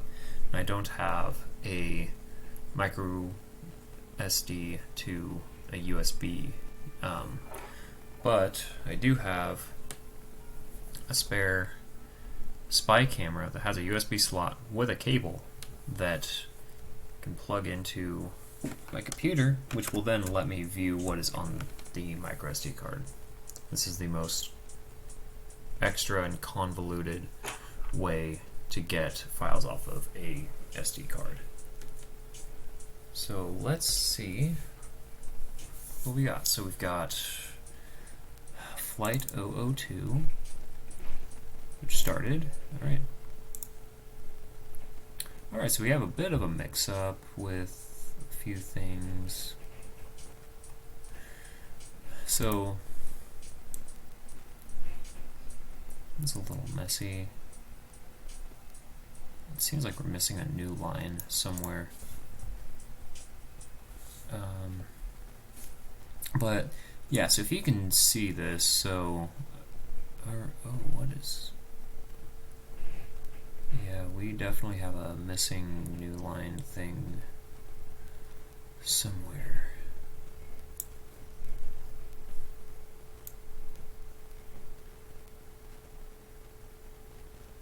But we have some stuff. So we've got our very first row, we've got Flight 002, we've got our time right there, we've got whatever current event we are in, we have AX, AY, AZ, and these will fluctuate, they might be really small, but it's really nothing. Our main one is right here. This is acceleration in Z at the moment. We've got angular velocity in X, Y, and Z, and then we've got our magnetometer stuff. And then, alright, so what do we have next? So, we should be getting a new line after we read the IMU, because we're going to basically skip over the rest of this stuff right here, our temperature all the way up through this GP raw right here, and go to the next line and spit out some more stuff. But for some reason we've got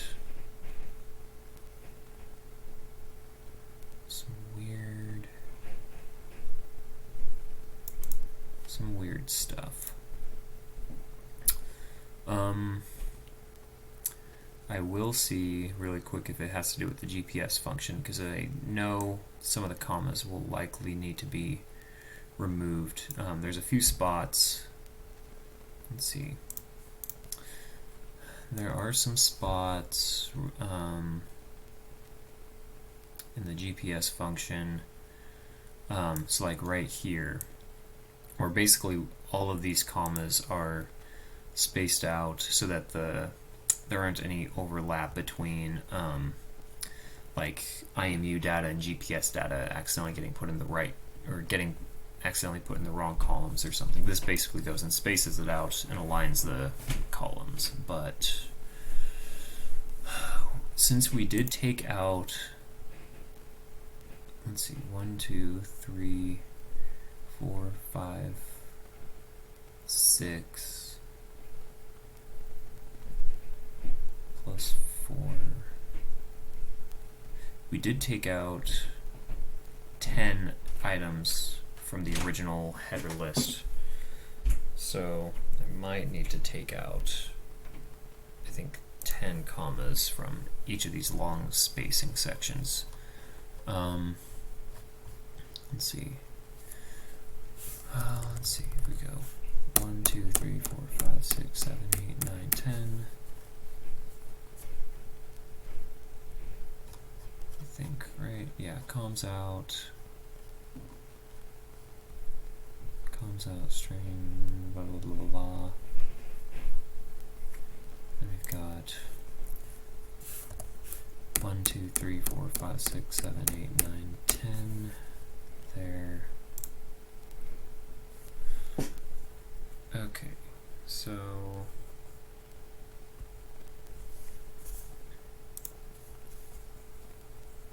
let's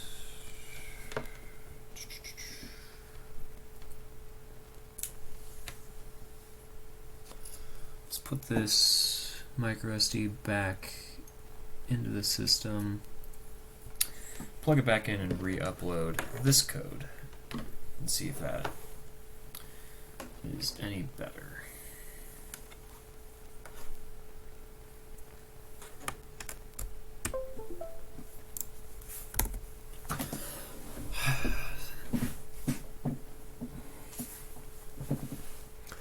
So I don't know what that issue is at the very start. That hasn't shown up in the past before, but it seems to be working anyways.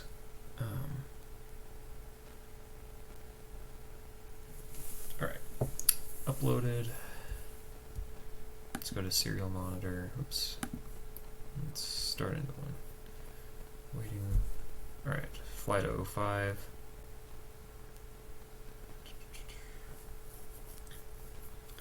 Has some stuff.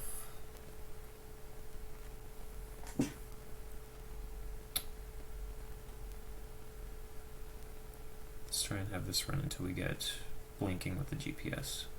Alright, there we go. Now we're starting to get stuff. Alright, gonna cut power to that. Take out the SD, and then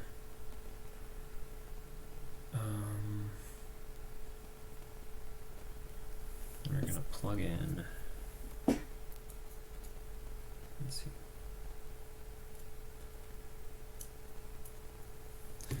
Now we're gonna look at what that file looks like.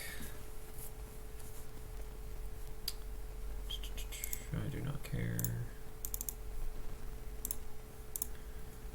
Let's see. All right, let's get rid of number 2. We don't care about that. It's a little better. So the very start is a little funky there. There is something weird. There is still a weird new line thing acting weird.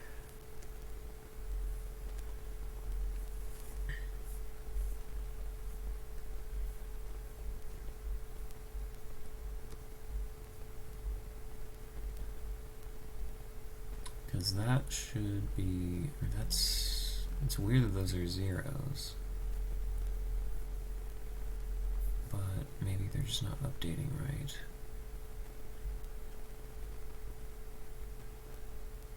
And then they new line properly, and then, because then right after,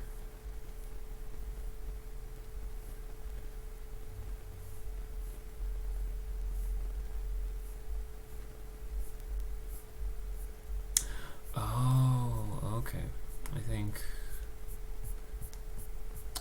I know what it is. So, because we're just going straight to GPS. All right, yeah. So I think I need a new line added at the end of, or a new line sent to the end of the IMU function. So let me close this. No, I'm just gonna delete these really quick because I don't need those. Alright, let's take that out. Plug that in.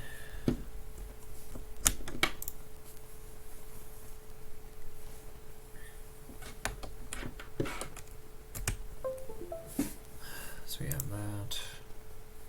So I think, let's look at the end of the IMU function.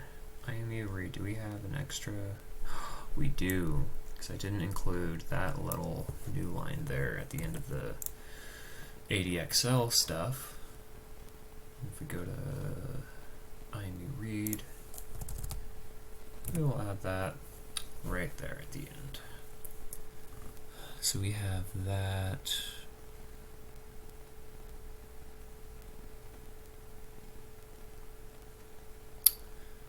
Alright, let's upload this, see if it works.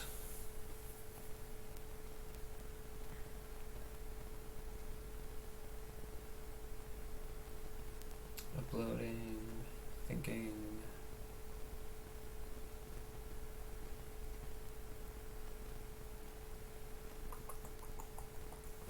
Uploading. Alright, done uploading. Let's go to the terminal.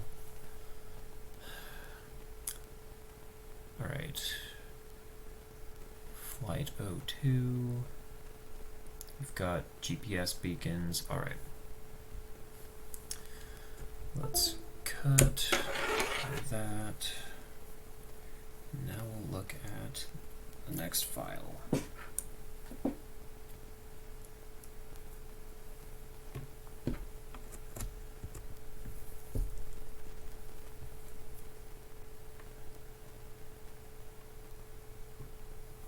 Alright, flight 002. I don't care. A little better. That does look more realistic. There we go. Okay, yeah, this is much better. Alright, so we have, yeah, that looks a little better. Not perfect, but better. So we've got our flight column here. We have our time column here. We have initialization and our events. They all go through. We have acceleration in X, Y, and Z, gyroscope, magnetometers, and at the start these will be empty, but they seem to be all right there. So there seems to be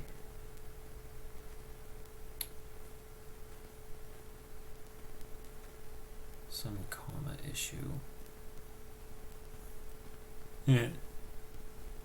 If I go to the top of this weird thing, it says boobs.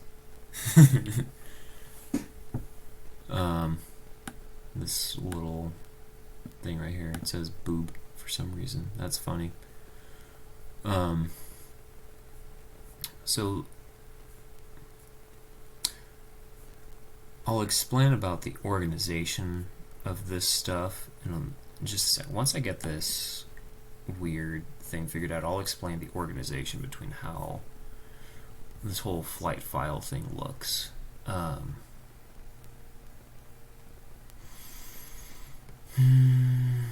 Okay, so we have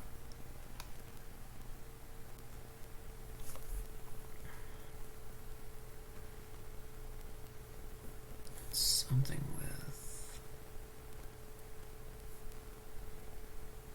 columns. Okay.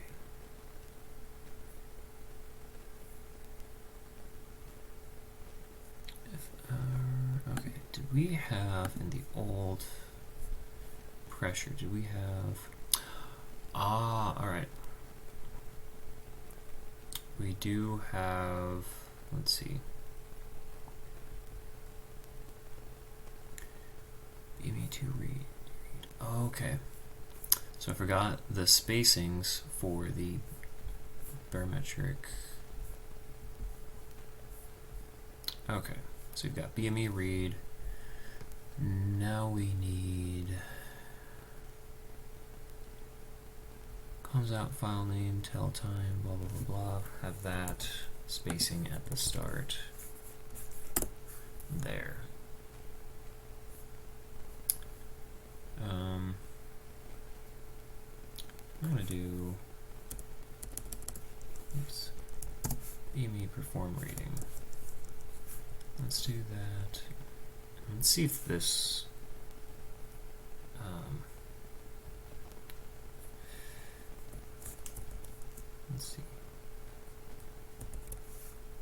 let's see if this fixes the issue with the values not updating. Perform reading, change units. All right. Actually,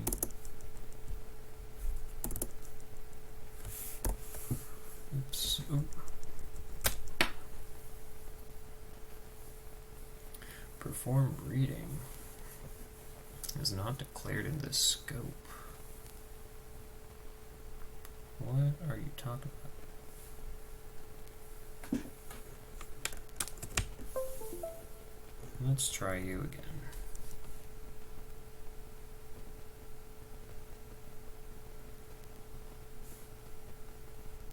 What?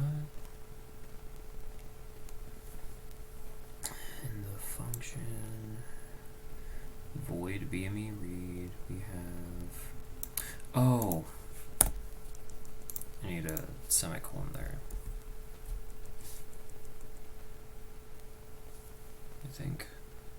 Maybe? Or. Let's check the other example.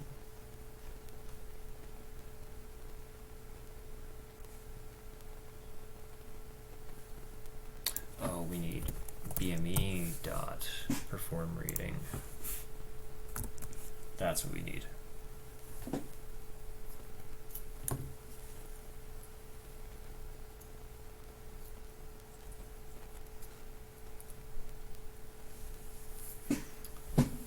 Let's see if it likes that.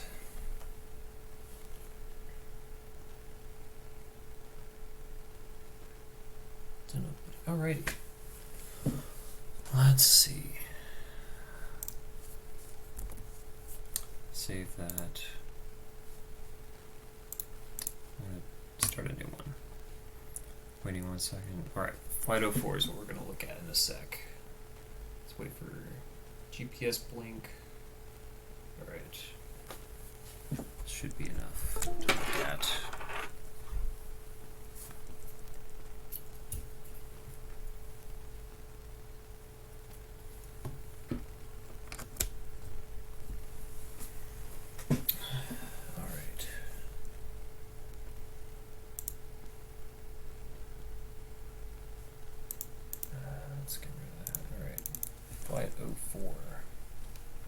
See what you look like. Let's get rid of O2. We don't care about you. Is there 6 of these? 1, 2, 3, 4, 5, 6. Alright, I know exactly what's up with that.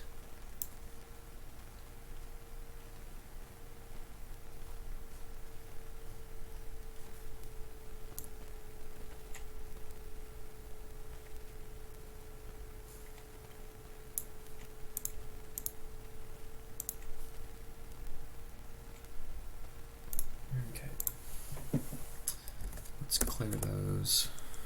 Unplug that. Plug in there.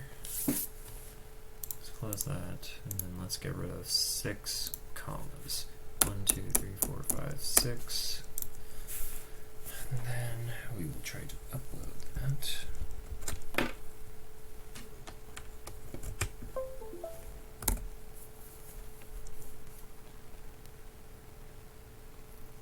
Should space properly.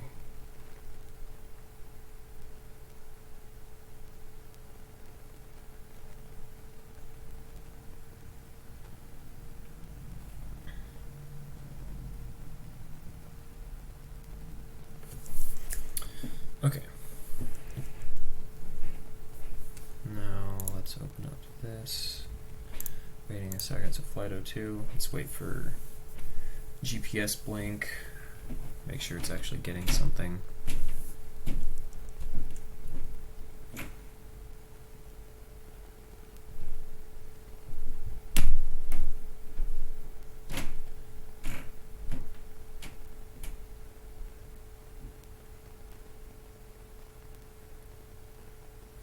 Let's see. Come on, do your thing.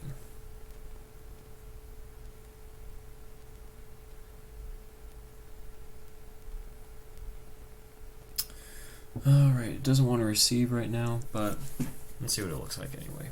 Let's take this out. Let me check something.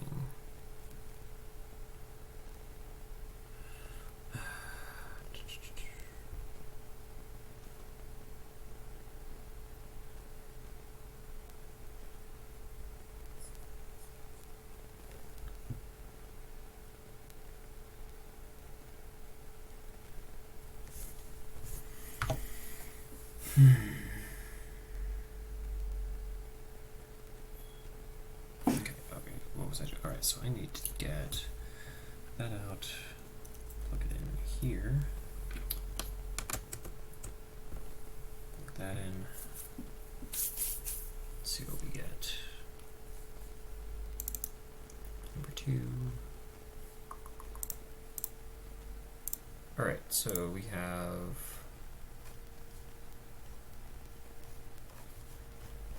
well, it's at least organized now. And we have a bunch of stuff there. Is everything organized properly? So we've got that. Should we at least get our time? So it's currently when this was made, it was 1:32 a.m. UTC. And that goes through a few times. Okay. Let's see what the heck is up with our pressure, or our BME stuff, because for some reason those are just nothing right now. Those do not seem to be updating. Let's clear those. And let's make sure that our board is still working at least. Because it should, there's no reason it shouldn't.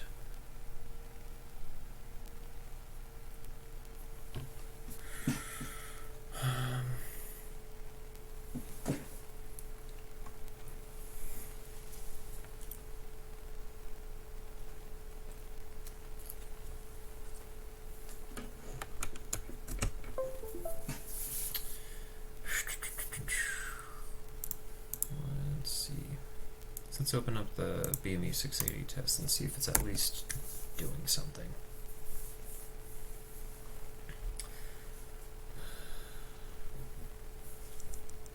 Is it connected? Okay, yeah.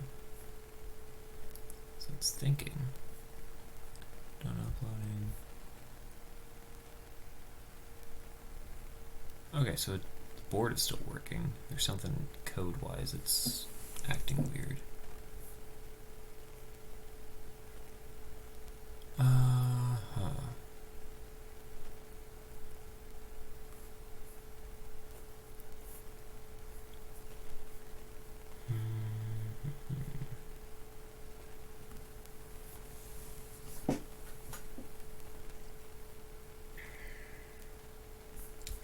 So I've got all of the libraries. So I've got wire, SPI, Adafruit sensor, and Adafruit BME 680. Don't need that. I do have sea level declared, I think. Yes, so I've got sea level declared there. Adafruit BME 680 BME. Okay.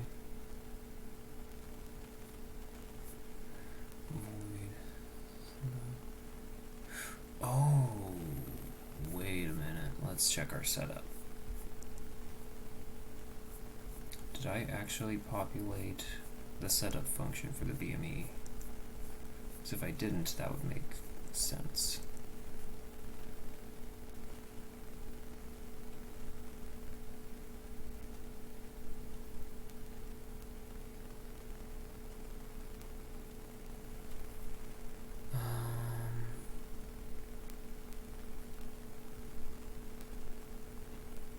BME.begin. Let's see.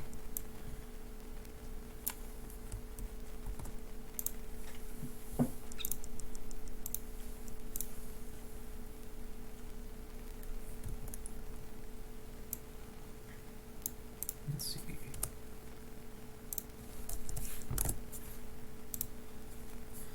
BME setup, serial print line cannot do that. Let's see if I needed to do the BME.begin function. That would definitely make sense if that's why it didn't want to work. So we have our SD card in, that's there, okay. Compiling, uploading, let's see.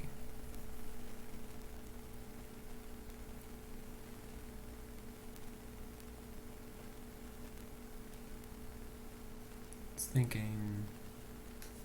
Done uploading, alright. So, serial monitor, alright. CSV file, flight 1. We've got some blinky GPS stuff. And let's power it off. Let's see what the file looks like this time.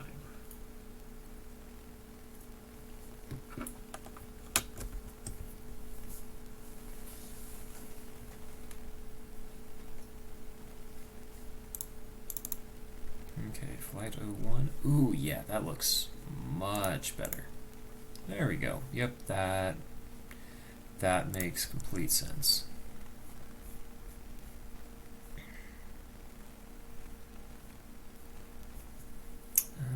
Something seems wrong still.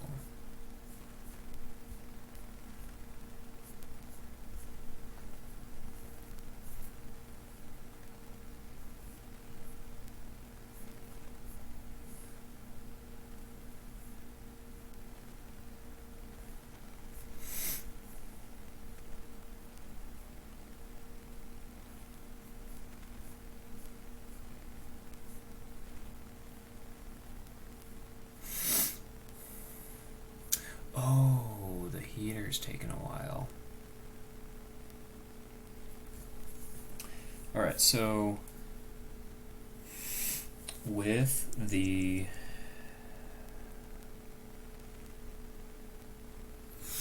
let's see. If I understand how the BME 680 works, to measure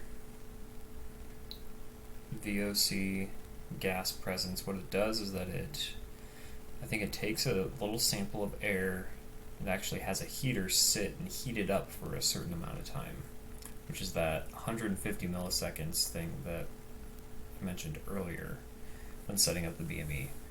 Let's see. So that is taking a long time to read here,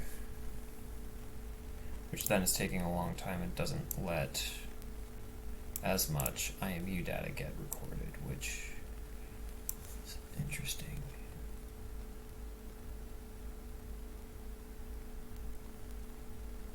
Let's see.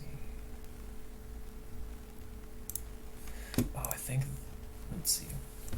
Let me double check the flown file.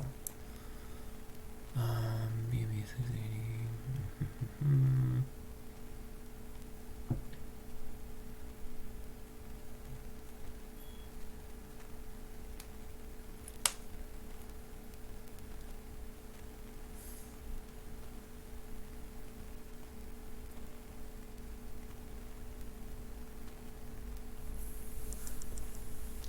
takes a long time. 320 C for 150 milliseconds. Let's see what happens if we do 10 really quick. Just a really short time. Because then we should get more lines of IMU data instead. Or theoretically, at least.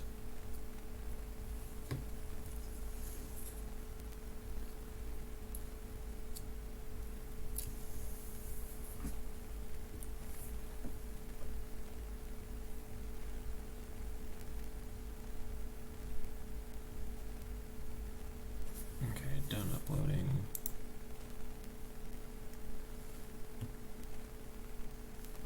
Let's see. Started one. SD setup failed.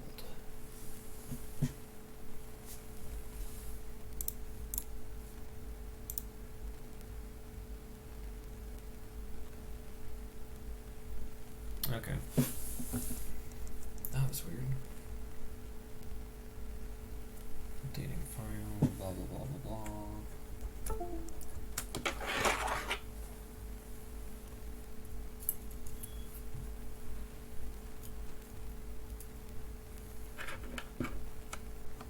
So we're gonna look at flight 3.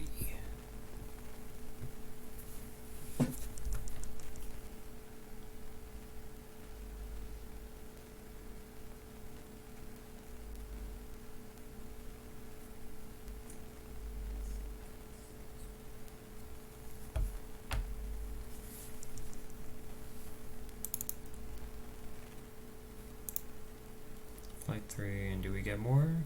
We do, yes, okay.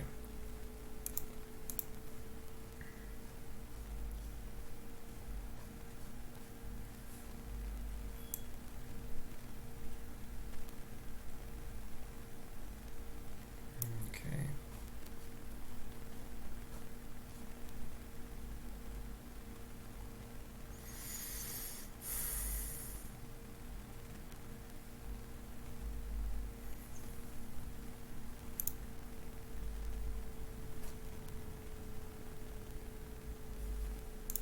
Let's see if I can.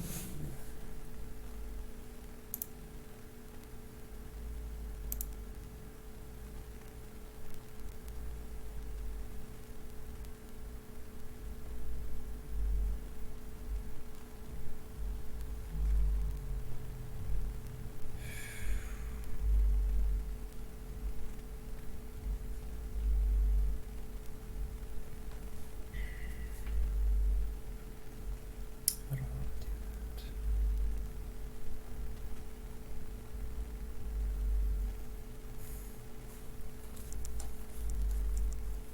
Let's see.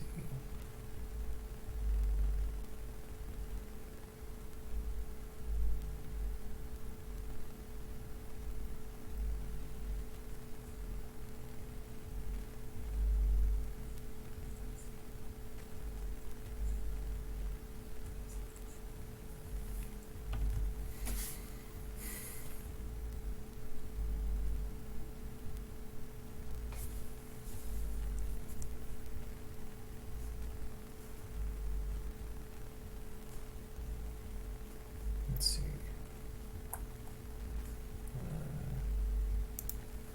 See if I can just shorten this because I don't really need VOC at all. Let's see if I comment that.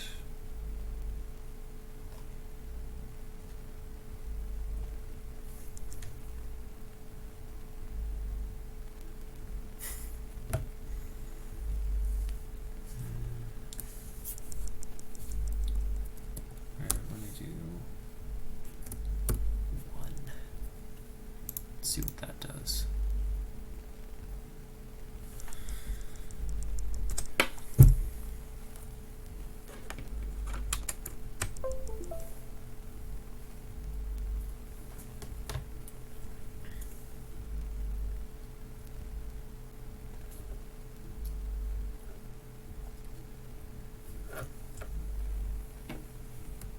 Let's upload that.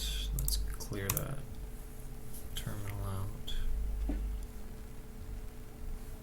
floating.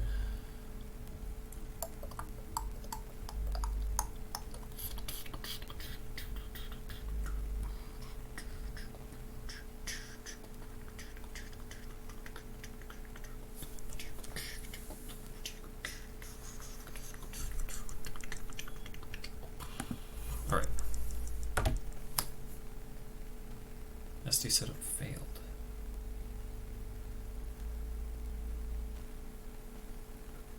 Let's try again.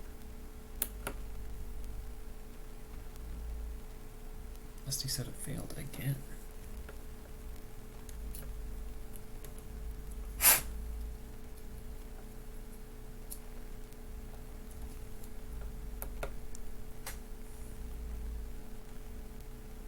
Okay, now it works. I haven't set up any of the code yet for handling errors, but I will be doing that at some point.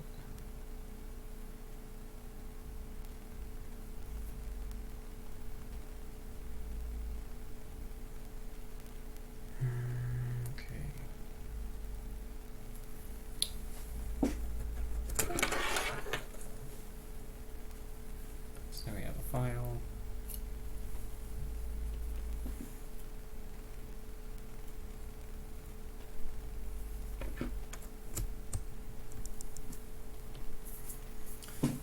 So then we are going to be looking at flight 5 now.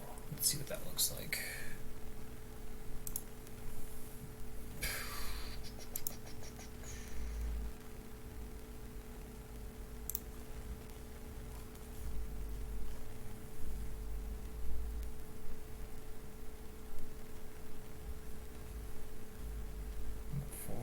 Looking at, was it number 4?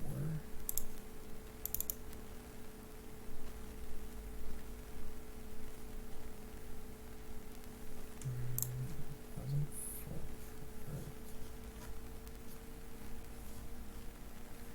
Yeah, it wouldn't be 4, it'd probably be 3.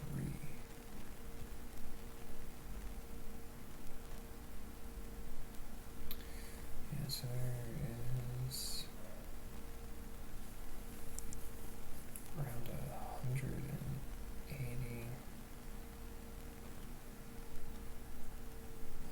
180 millisecond delay versus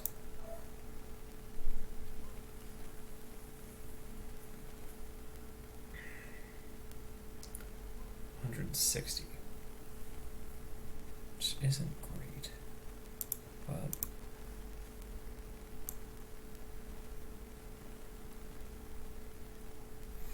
whatever. That, I think, will get close enough. Alright, so let me explain a bit about how I have this file set up. So now that it's organized, I can kind of show what it does. So what we have,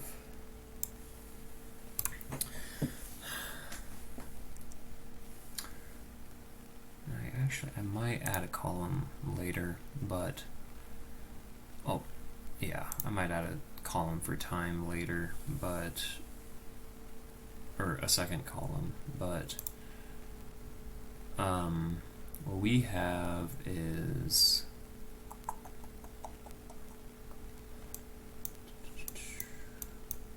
alright. So we have a time column right here, and then we have a bunch of other columns that if we go, let's just insert a plot really quick. Actually, change. Yeah, let's do some markers.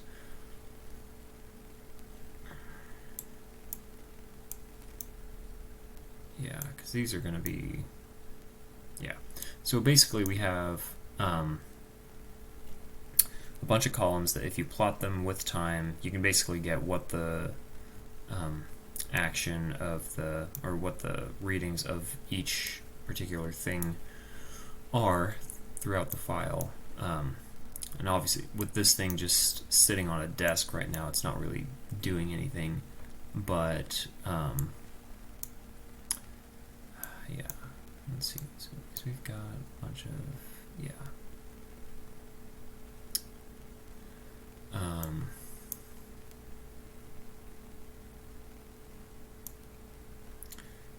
and we can look at everything over time really quickly.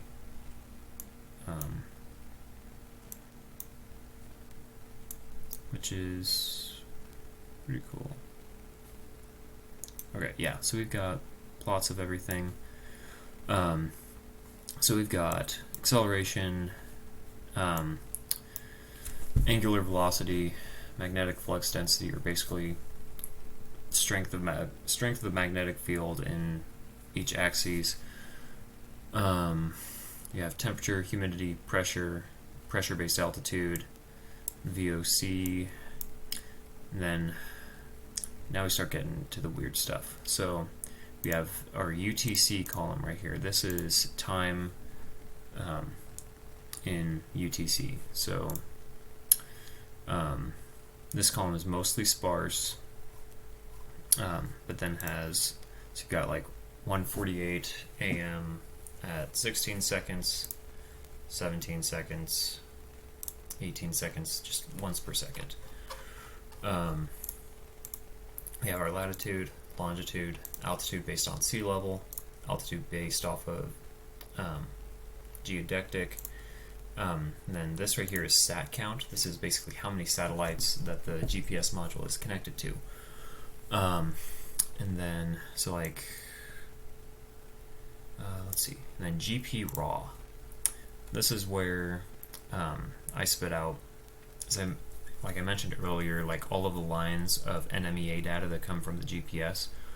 I take the raw form of those in case something goes wrong with the parser when I'm looking at data later. I at least have the raw form of the NMEA data that I can then look at and try and manually parse if there's an issue. So at the very start, when the thing turns on, when it's not receiving anything, it hasn't warmed up yet and connected with enough satellites, your NMEA data is basically empty. You can get time, which is nice. And you can see there's some of your different headers here. So for the first few little bits, it's empty. And as you can see, so these columns right here, so you've got latitude, longitude, and your, or actually, wait, which one is that? That is, yeah, so latitude, longitude, so latitude, longitude, your two altitudes, and your sat count, those are empty at the start. Because you're not getting really anything. Then once it goes and warms up, then you start seeing numbers here. So that will show you your latitude, longitude. Let me double check really quick. Let me make sure this is actually working properly. So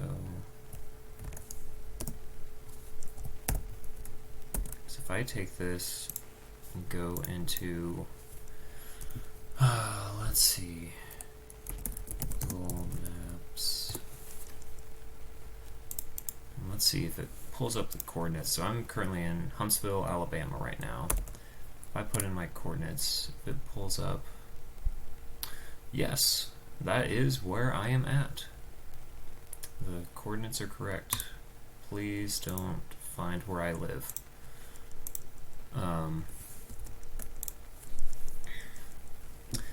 But yeah, so the GPS is working.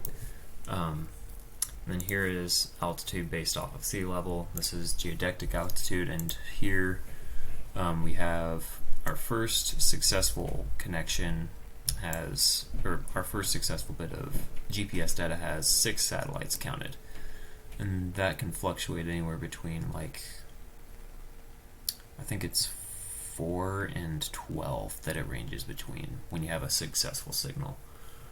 And like, let's see, here we have 5 and 6 again, and yeah. And then this, this is a whole mess of stuff. So far I haven't had any issues where I needed to really go through and redo all of this, but all of this, the reason why it looks all spaced out is because I take the raw form of NMEA data that looks like this up here, where it's basically you've got some header followed by a bunch of stuff all separated by commas, which is very nice. So each of those things, so if you go to this web page, let's see. So this has basically a breakdown of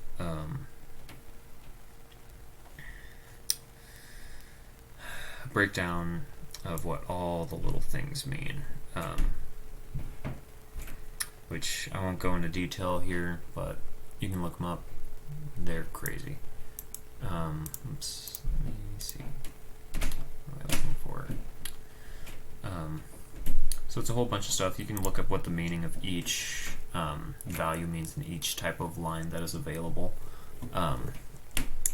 But yeah, so that is that.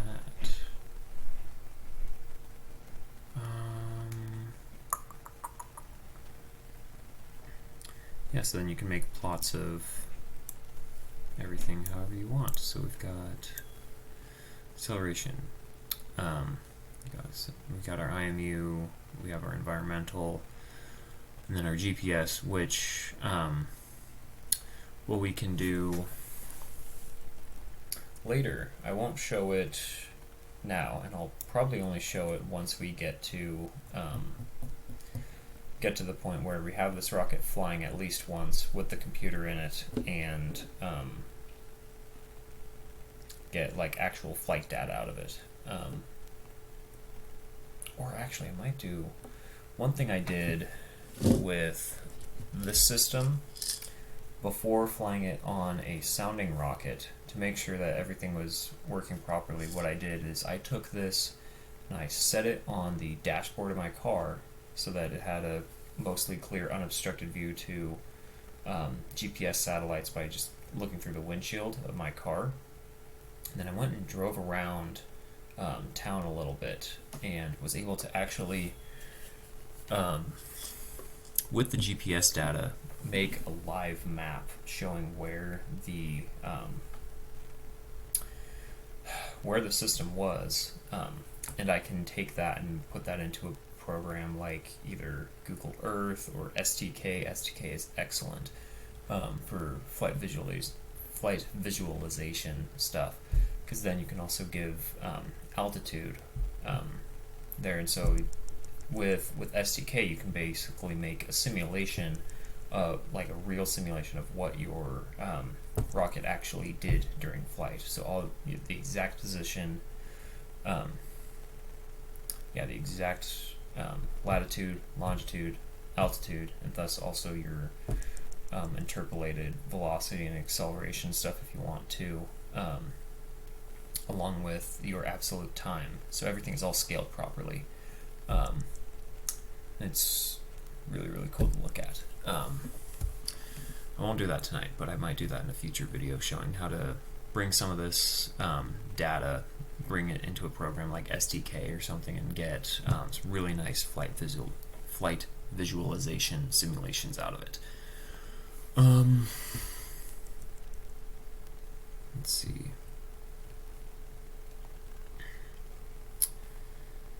Let me see, how long have I been doing this for? This has been around 3 hours.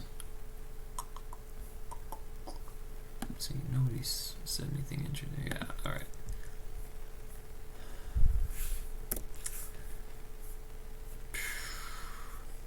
One thing that I don't like about using Arduinos is they cannot handle multi-threading, which is why I have the data broken up like it is, so I don't have completely continuous acceleration data, because it has to get broken up with the GPS and the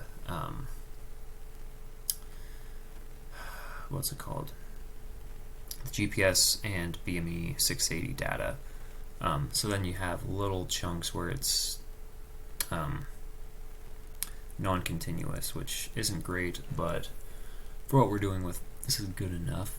On a real like giant rocket, there is no way that you're going to have this little microcontroller control a orbital class rocket. At that point, you're having much more advanced avionics systems than what I'm making here in my apartment. But what I'm trying to do is, with resources that pretty much anybody can get their hands on really quickly, I want to try and show how to make a really well done system that can get you a lot more or a lot better results than what you can do by just looking and finding some common standard off-the-shelf parts that are just way too expensive for what they really provide. So if you're willing to put in a little bit of work, you can get a lot more output out of your rocket flights with something like this compared to just a simple altimeter that's like $100 plus. Meanwhile, the material cost for this is less than $100,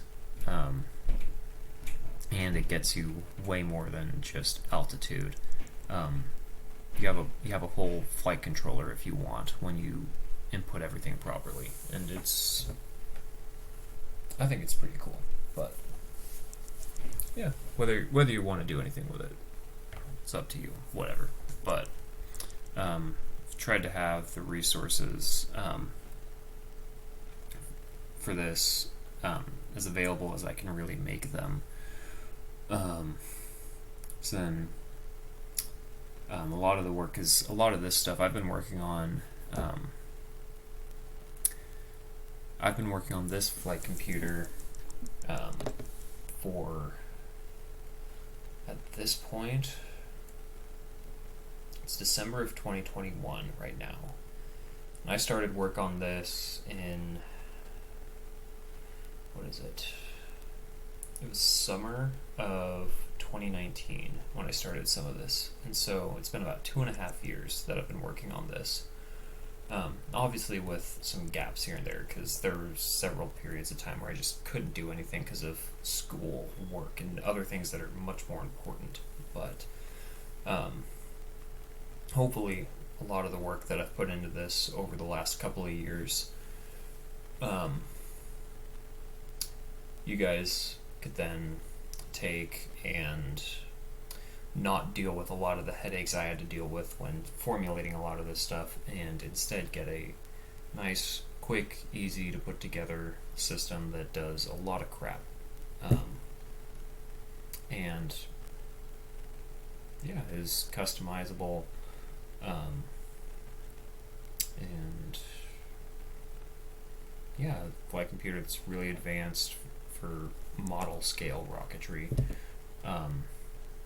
Customizable. You don't have to just use sensors, pick and swap stuff. You can also output like servo signals if you want to do guided flight or stabilized flight. Really, you can have pyro charges connected to this. All kinds of stuff. There's there's all sorts of stuff.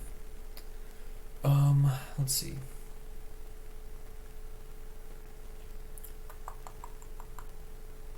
How much do I want to do tonight? So we have data coming out. We do have that. Pressure-based altitude. That is 194 meters. What is the altitude being spit out by GPS?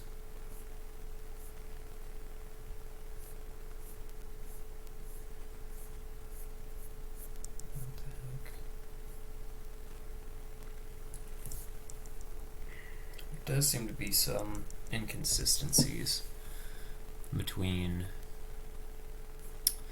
my GPS and pressure-based altitude, which I'm going to trust the GPS way more than a dinky little pressure sensor. But I will look at some of the inconsistencies between both of those, I think, later. And with that, we can then properly determine the universal altitude, which can then be used to calculate our maximum universal altitude, or apogee, and then also the pad universal altitude and universal altitude at landing or touchdown right after descent. Because then we can use those to then better characterize the transitions between each of the different states in our state machine structure for the code. And then, let's see, so we have that. Again, I'm looking at the whiteboard right now on my wall. Yeah, because we've got that. There's a few other things with like error handling that I might deal with later, but I think, let's see, I think we're at a good stopping point for tonight, probably, because we have the system, we have let's see, yeah, we have the state machine structure at least set up to where we can then expand and properly define the transitions between each state. Our sensors are all, like our sensors and modules are all working properly and connecting. I don't yet have, let's see,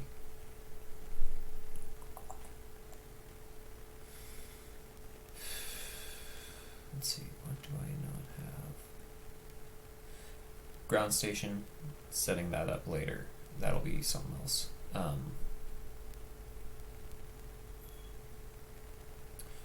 Ground station. I'll look up some of the inconsistencies with the pressure and GPS-based altitudes. Get that. But those are not too big a deal. And yeah, I think we're in a good spot right now. So we have organized data that writes across and is easy to view. And yeah, so yeah, I'm getting kind of tired now. Anyway, I don't know if you can tell. But yeah, I think that's a good stopping point for tonight. I think next time will be, so I might do the error handling stuff offline because it's just more if statements and more if statements and transition stuff. It's not too big a deal. Basically say, oh no, if the SD card thing does not want to work, then go to a hold state. That's all it is. And making sure that works properly. I might show at least the start of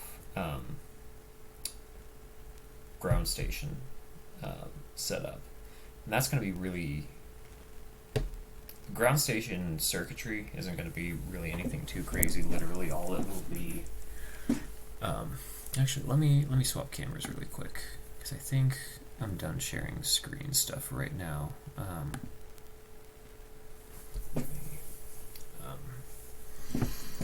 Yeah, because ground station will be very simple. It's literally all I'll need is, so I'll have flight computer here, all of this wired up, and then for the ground station, all I'll really need is a matching. Oops, I just dropped that. Wonderful. A matching HC-12 to communicate with the rocket. I'm gonna use just a Adafruit Metro Mini. It's like a Arduino Micro, Arduino Nano, whatever you want to call it. I'm gonna use this as the microcontroller to interface with the HC-12, and then I can have just a simple micro USB connection from here to the computer to then spit out to a terminal whatever data I want to look at, give commands, and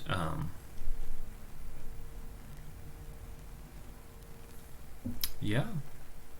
So that'll be pretty easy, at least to wire up. It's really nothing crazy, but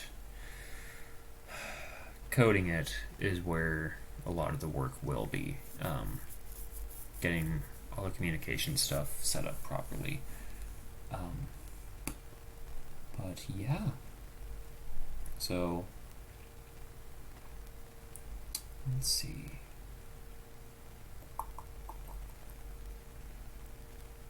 Yeah, I think that is it.